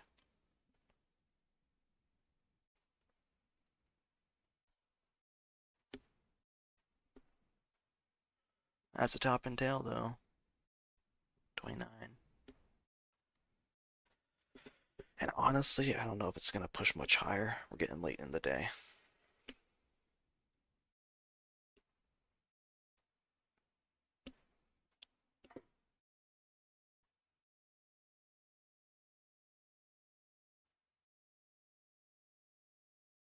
Yeah, at this point, trading it would be a little bit more dangerous.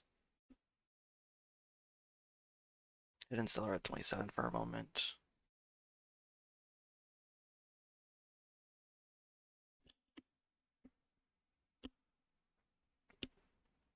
Over 1,000 in fees today. Not the best, but I think if we tighten to the amount of scalps we did on GOEV, like the small 40,000 share ones that were break even, we could have had a lot less fees.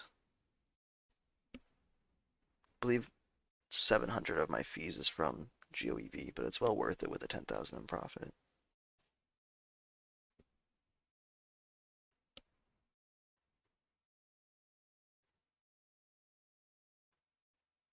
Nice work, Quidville.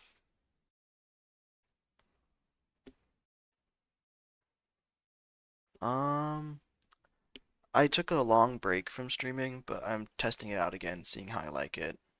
Uh, so I just started back up this week, and we'll see if it continues.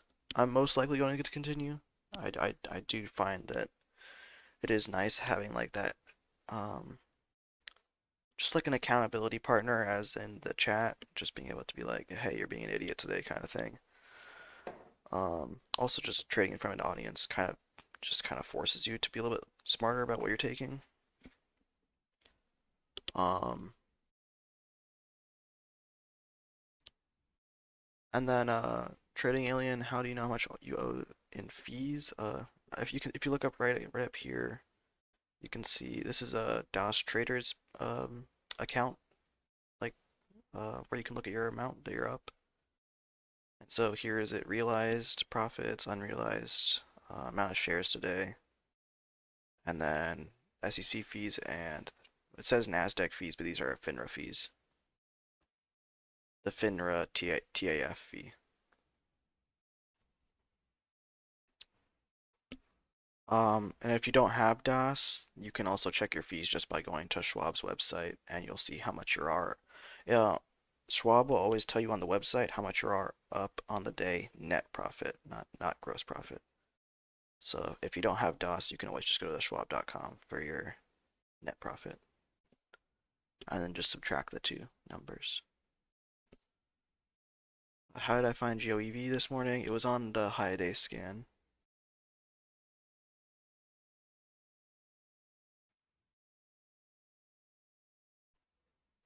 It's a bit higher float at 82 million, so maybe it's not on um all the scans. Let's see here.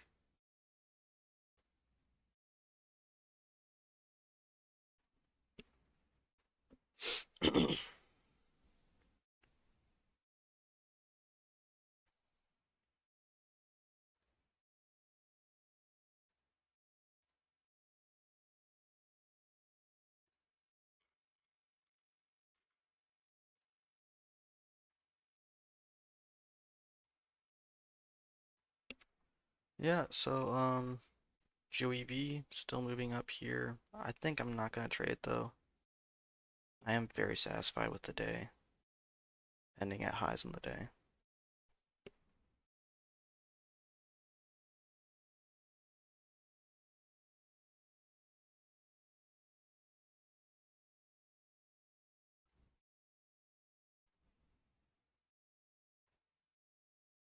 Um, Trading Alien? No, I graduated in June, so I'm done with school.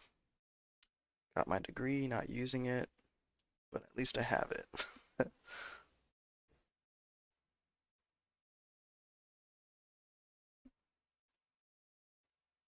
Degree in software engineering, so know a few things about coding. So I like to make little things scripts to help me with my trading. So I have a couple of thing scripts that I've made, like the ATR label here, just keeping track of the average true range of a candle, as well as the color changing on the background for the MACD.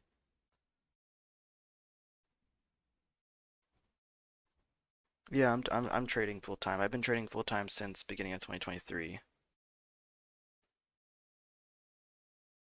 My last uh my last DoorDash shift was in December 2022. Before that, I was doing Target associate.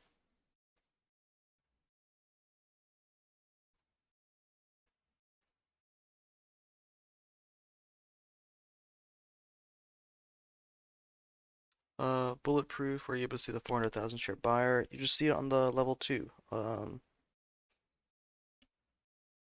So let's see if I can take a picture here with a big buyer showing up.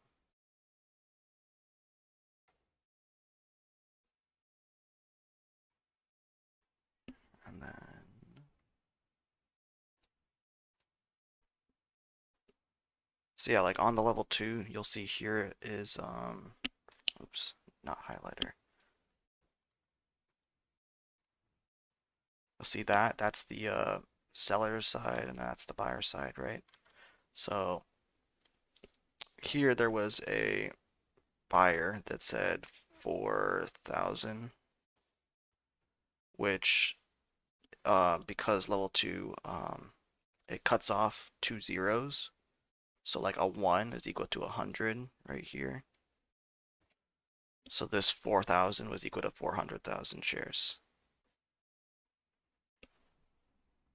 And so you see it pop up on the level 2 and that's a basically just telling everyone, hey, there's this big person who really wants in.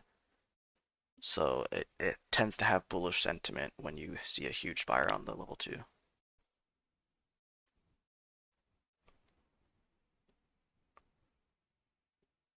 So yeah, that's why I didn't like right here. That's what I was saying. Trading this anymore would be a little bit dangerous. We got MACD starting to curl over and high volume red candle with a topping tail. I know myself too much to know that if I continue trading, it'll just give back 20-30% off the top. Like pretty much instantly. Because I'll keep on pushing it.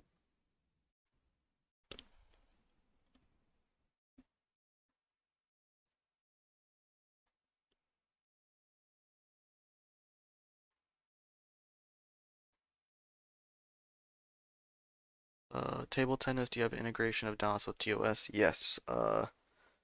Ever since the merger with Schwab, I haven't been using it, but I've actually started using DOS again this week.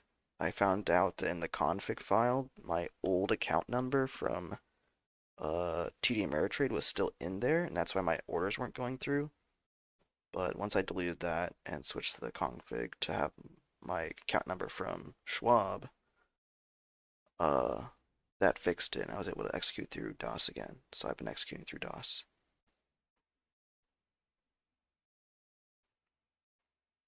But on GeoEV, I had to execute through ThinkorSwim because I don't have any hotkeys set up for 40,000 shares. So, um, my DOS hotkeys will work for most tickers, but anything super low price, I have to use ThinkorSwim.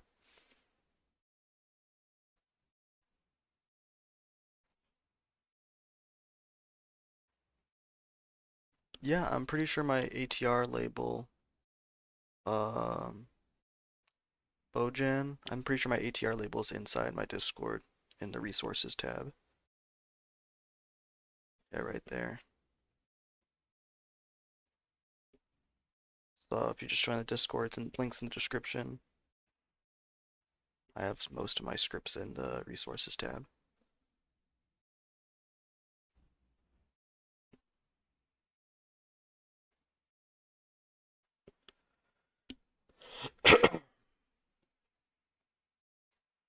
Is there any advantage or edge to using DOS for execution versus ThinkorSwim? Um, I wouldn't say there's a huge advantage. I think personally just being able to sell portions of your position, like a third or half, that can come in handy when you're trying to scale out of trades. So that's nice. But you can technically do the same thing if you're in ThinkorSwim. Like if you want to sell in thirds, um, you would buy in thirds as well. So like or you would set up to where this hotkey right here, the 2400, you would buy with that, and then you would switch down to 800 and then sell with that. So it's it's a little bit more difficult to do scaling out with ThinkorSwim.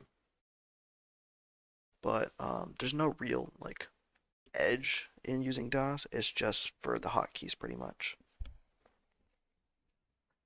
And of course, you'd want the level 2, which looks much better than the ThinkorSwim level 2.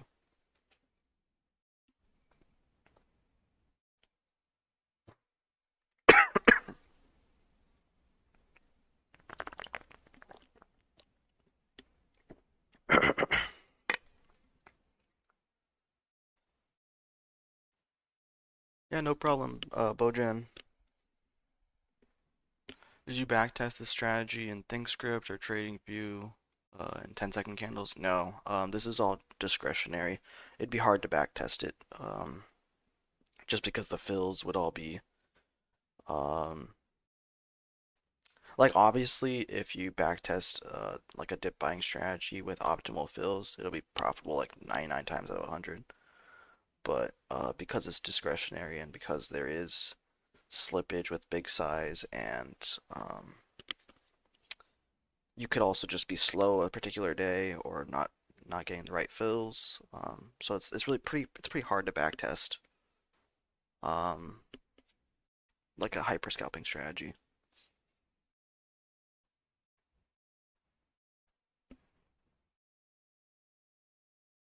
You kind of have to forward test it and then use your data from the forward testing to kind of make adjustments.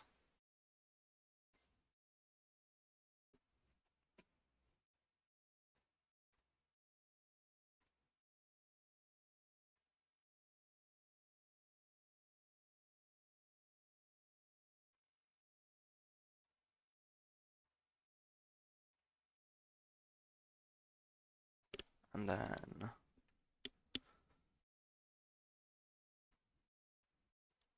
not sure if ThinkScript does let me get the volume of the current candle. Did you have any difficulty with that part of ThinkScript?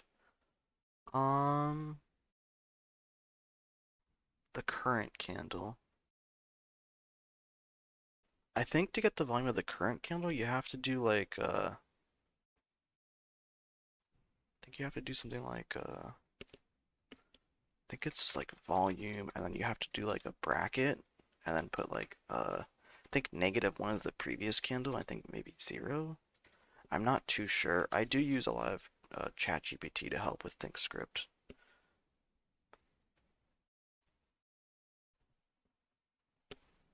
I mean, let me see if I have any of those.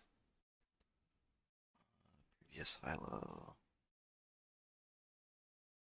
It might be 0.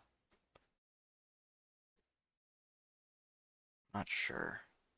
This one doesn't use volume. Yeah, none of these use volume. Here, maybe this one. This is the volume average from actual ThinkorSwim. Let's see. Volume is volume, and then average length. Actually, it might just be like the flat volume with no bracket. Might be the current candle. Not too sure. Yeah, just mess around with it. Uh, Trial and error is the best way with coding. You just kind of see if it's what your expected number is, and if it's not, then you change it accordingly.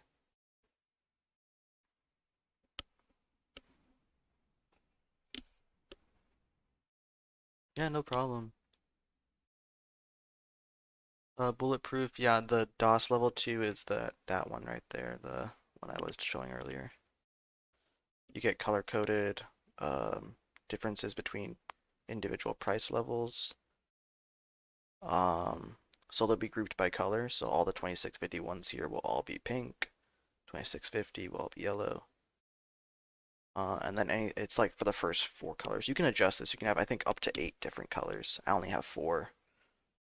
And then anything after that is supposed to be gray. I'm not sure what the gold is for, but I have some gold is there as well. And it also shows you the what's it called? You get all this information when you use the DOS level 2. You get the limit up, limit down. Those are your halt levels. I also have them displayed up here for easier reading. And then yeah, just market makers, price, size.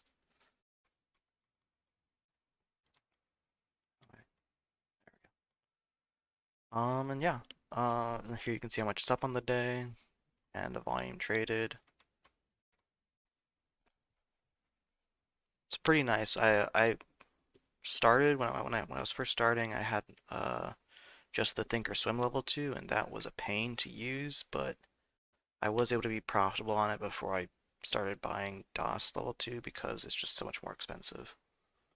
The $150 a month is a lot for someone who's not making any serious money from this yet.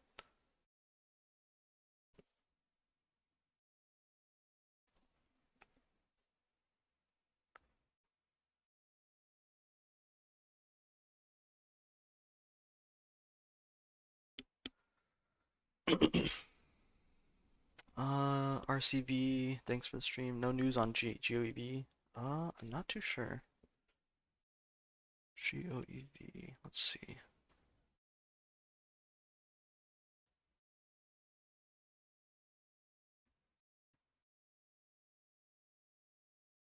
It doesn't look like there's news on it. I think it's a dead cat bounce though, because it made all-time lows yesterday at 11.8.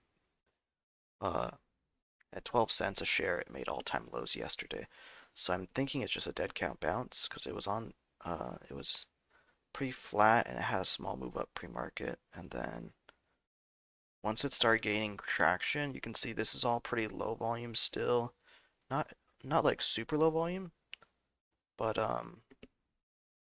somewhat low volume, and then you'll see that once it starts breaking over 20, that's when a lot more traders like me get in because I don't really like anything under 20. It's just a little bit too cheap for me. But once it gets back over 20, then that's when the volume really starts to take off. And this was purely a momentum move. This wasn't news or anything. It was just traders seeing that the stock was up at the time. And when it was at 20, it was already up like 80%. Let's see here. I got to 20, it was already up 50% from the open. And it was purely just a momentum move.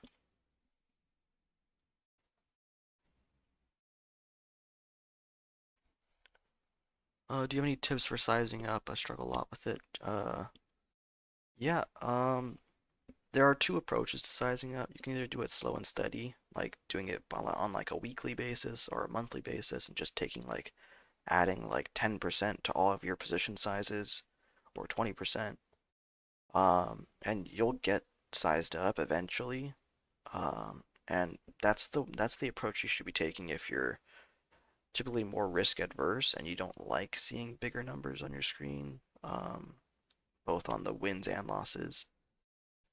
Um, However, if you kind of feel like, oh, I'm ready for a next size up and I want to see if I can really push it, then you can always do a 50% or 100% increase for like a day or two, test it out, see if you like it.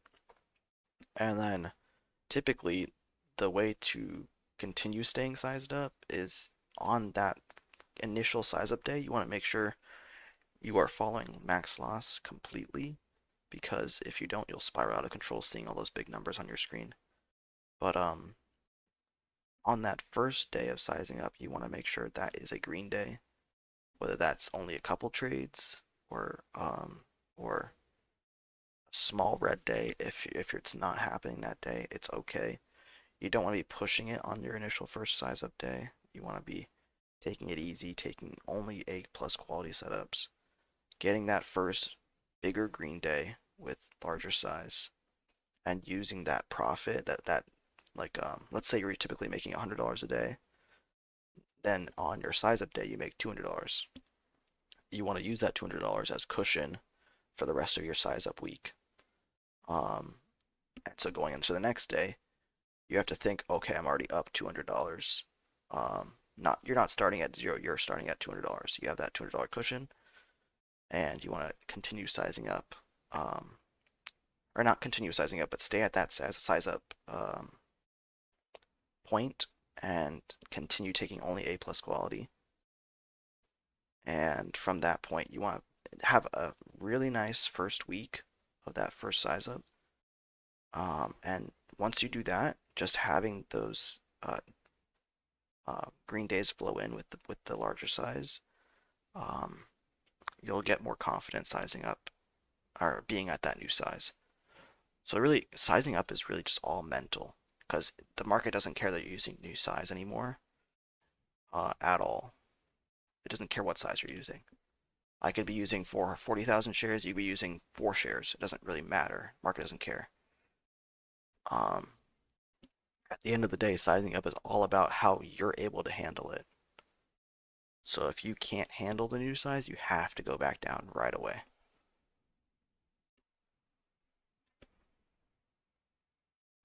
Hey, trading farmer, thanks for the 50 there. How was your stream today? Are you still streaming?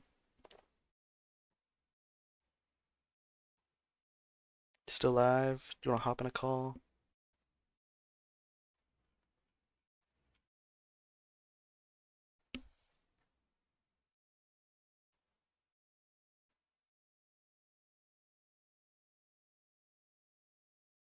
Do you see some edge erosion with all the scalpers joining Trading Farmer and MMU recently? I don't really see any edge erosion. If anything, it's just kind of more volume in the stocks we're trading, so that's great. Um, yeah, I'm not really seeing any edge erosion. Plus, I mean, typically I'm trading stocks under $2, whereas MMU is trading pretty much over $2, and Trading Farmer as well. So I don't think my stocks have really been affected too much. I did notice when we only had below $1 stocks popping up, and when all the MMU students and all the Trading Farmer students they all joined on the penny train. I did notice it was a little bit harder to trade the pennies during that time, just for me particularly. So maybe there was something there, but I did notice that I was having a more difficult time trading when the other hyper scalpers were there as well. That could just be like a 1 week bias or something. Maybe that week I was just off.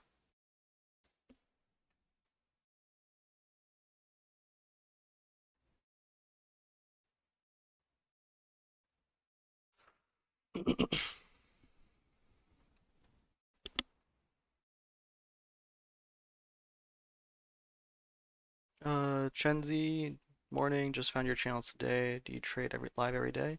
I'm gonna be trying to get back to it. So yeah, I guess I do trade live every day.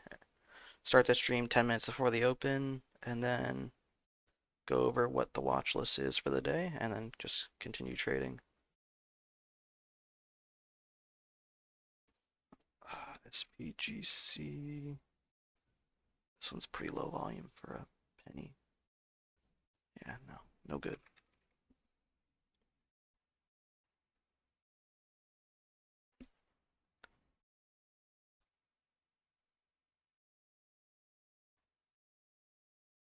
Thanks, Go Explorer. Thank you. Um, Pizza, are you self-taught? Wait, what's going on with my mouse? My mouse. Oh, wait. No, no, okay, it's just my screens. Okay. How did the stream get affected there at all? My screen's just blacked out. 1 second. Are we still good? I think we are. Yeah. Am I self-taught? I learned back in 2020. I learned through Warrior Trading how to read level 2. Um, purchased his course in 2022. Uh, was in his course for a year till middle of 2021. Or wait, sorry. 2020 is when I started. That's when I purchased the course. And then 2021, middle of it, is when I stopped my subscription because I was still not profitable after that first year, and I couldn't afford paying $200 a month for Ross. Um, from 2021 to end of 2022, I was still unprofitable, but I was in small discords. Eric Green, he was on YouTube back in 2021. He had a small little Discord community. That's actually where me and Farmer met up. Was in Eric Green's Discord. From there, I think end of 2021, I think Eric Green kind of disappeared from the scene, and Trading Farmer and I were both in his Discord, um, just bouncing ideas off each other as well. Or actually, me bouncing ideas off of him because he had at that point turned the corner already in 2021 or 2020. 2020 is when he turned the corner. But from end of 2021 till 2022, end of 2022, I was still unprofitable, still trading, having big red days being like $200, and green days being like 100, sometimes 150, mostly $50 a day. And then end of 2022 is when I turned the corner and started making consistent money. Um, and 2023 January is when I sized up and had my first $10,000 month. January 2023, and that's when I stopped working at anything but the trading. So I've been trading full time since January 2023. It's been good so far. I'd like it to be a little bit better. Still have some kinks to work out in my discipline area of following a max loss, but I will get there eventually.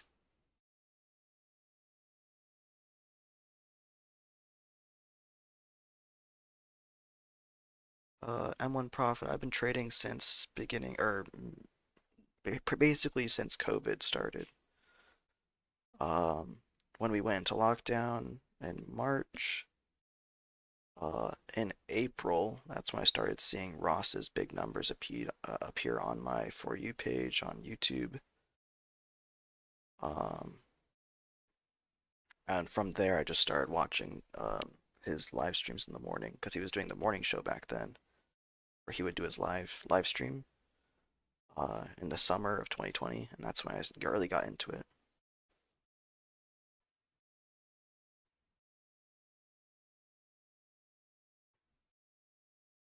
And my biggest mistake in trading is just not following a max loss. Even when I turned the corner, I still hadn't really fully followed a max loss, and so if I had to learn the right way again, I would go back and make sure that before I sized up in January 2023, I was able to follow max loss for like a month or two. Because now at this point, it's like the bad habit of not following max loss is so ingrained into my trading that I don't even really have a max loss. I have done some back testing though, and my max loss should theoretically be at around 2,500. So that's the number I have from like back testing, that my max loss should be around 2,500 to maximize profits.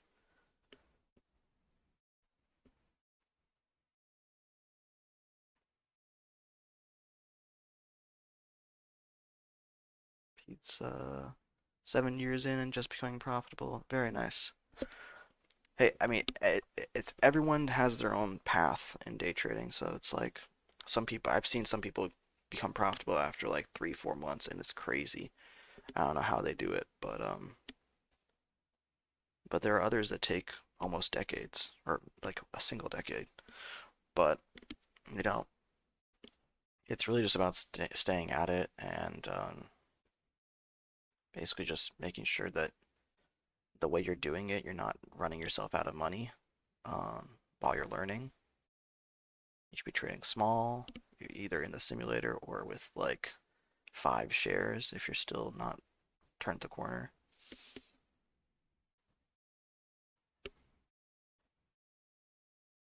Um, did you change to mark to market before you went full time?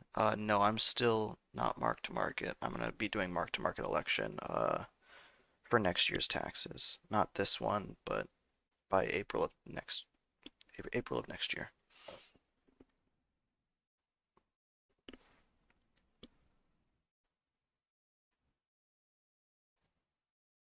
Um, Dennis watched your video. Your Buy and sell orders. Oop, there's my alarm. That's my stop trading alarm.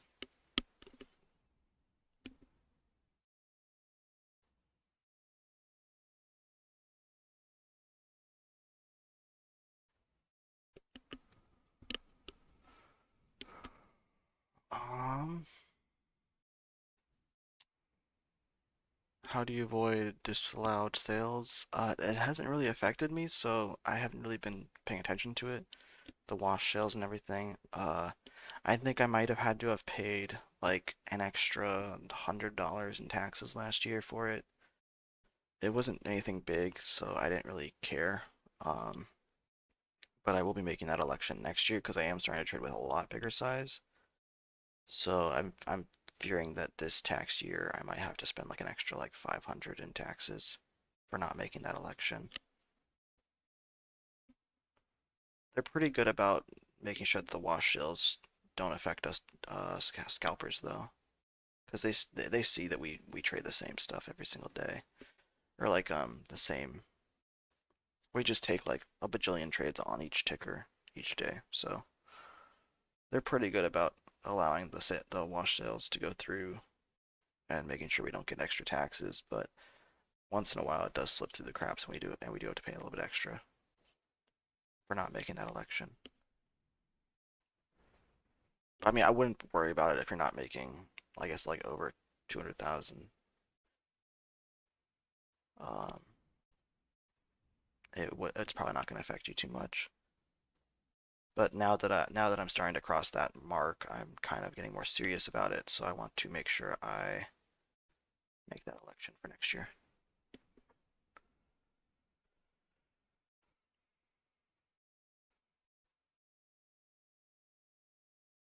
Thanks for subbing, pizza. Uh, can't trade like you yet, but nice to know it's possible. Yeah, it was nice. It's always nice seeing a trader bigger than you, because then you can go, okay, I can comfortably size up to where he is, because at least if he can do it, I can do it. Like I sometimes see trading farmers take like 40,000 shares on like a $3 stock, and I'm like, wow, that's what's possible. So like $120,000 positions, it's crazy. But yeah, it's always nice seeing someone bigger than you in the trading world.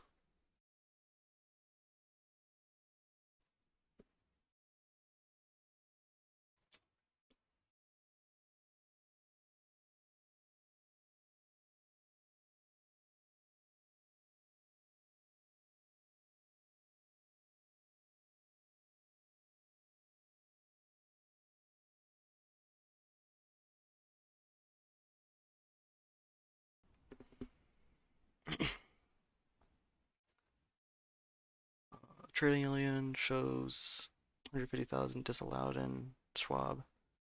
Yeah, no, you don't have to worry about that. I have like, honestly, I think I have like 20 million disallowed loss in just like the last 2 months. So probably like 200 million the year or something like that. Let me go check actually again. But yeah, you don't have to worry about that because they're not gonna tax me on $20 million. It doesn't make sense for them to do that. I literally just don't have the money. So yeah, if I just go custom date range, October. Here.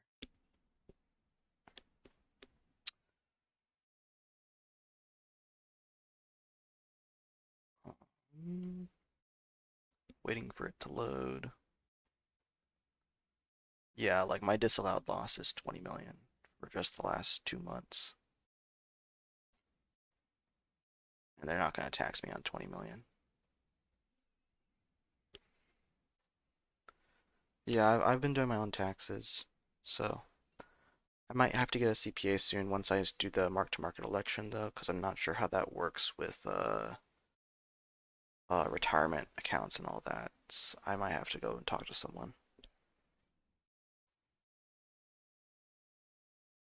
Like separating the entities so that the mark-to-market's only on your individual account, not all your accounts. Which DOS plan am I on? I'm on the $150 one. I think it's called the Deluxe. The $150 one.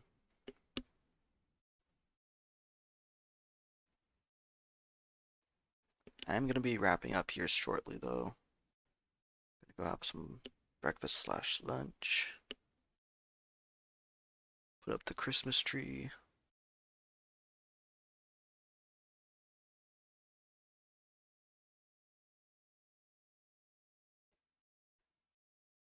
Hmm.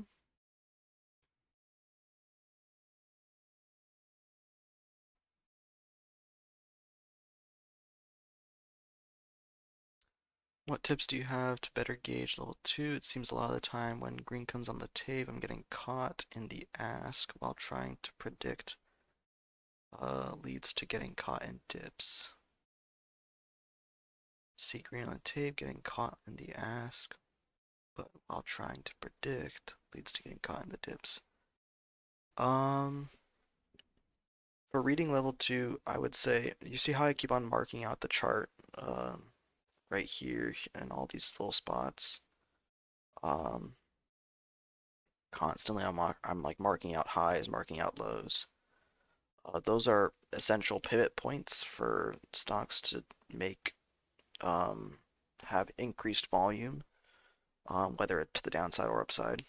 That's where we get our false breakouts, false breakdowns,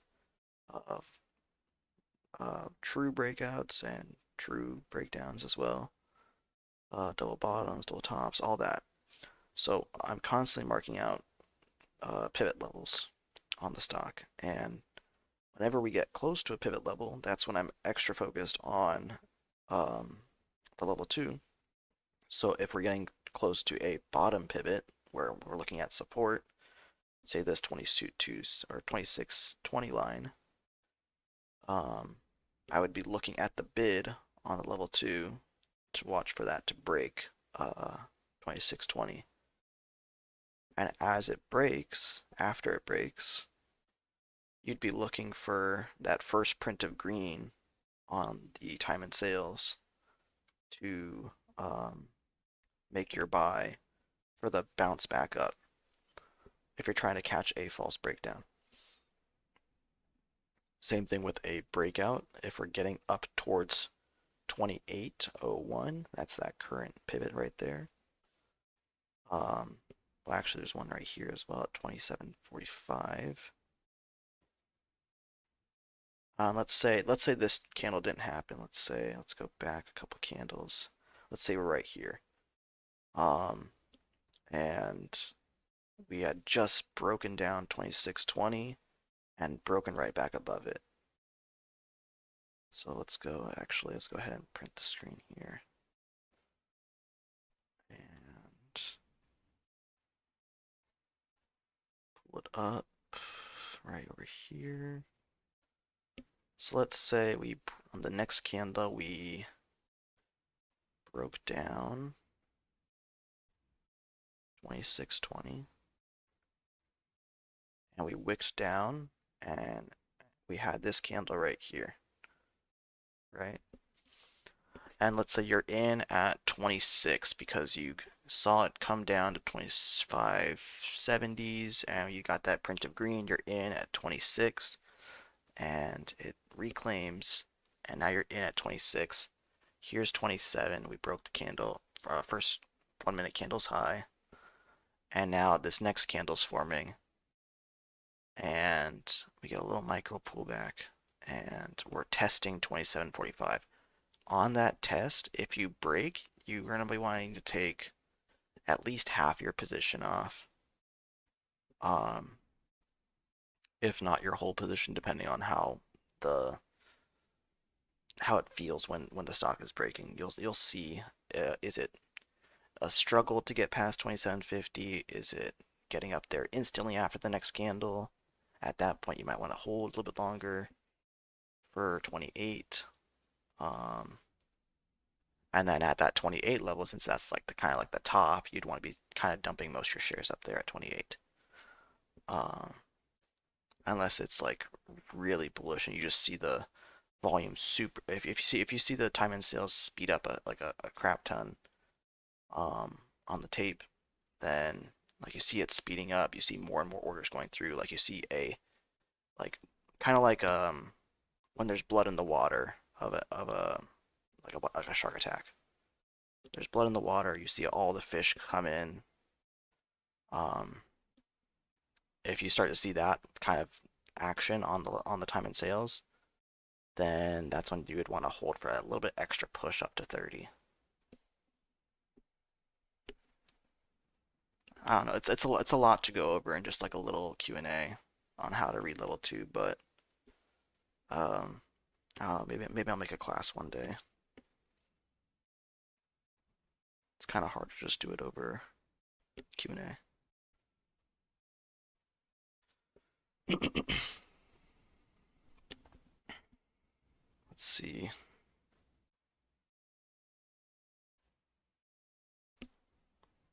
Uh, Geno Cyber, nice 2 cent flush, caught that bounce back up 1K on GOEV. I'm out. Thanks. Awesome. This one right here? This last one? Let's see. Sent at 11:05. Oh, actually, it's this one. Nice. So you caught that bottom bounce then, or like the bounce off the bottom right here. Looks like it matches pretty good with this pivot right here. Oh, wait, actually no. It's this pivot.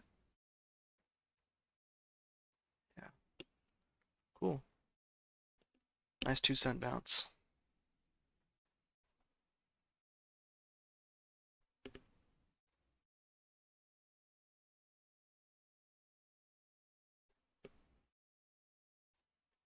All right, I'm gonna head out. Gonna go put up the Christmas tree. Take care, guys. I'll be back tomorrow for Friday. And I don't think we'll get action like we did today, just because the rest of the week's been slow. Um, today's a nice cushion for getting out of the hole. So we'll be back to highs in no time. All right, take care, guys.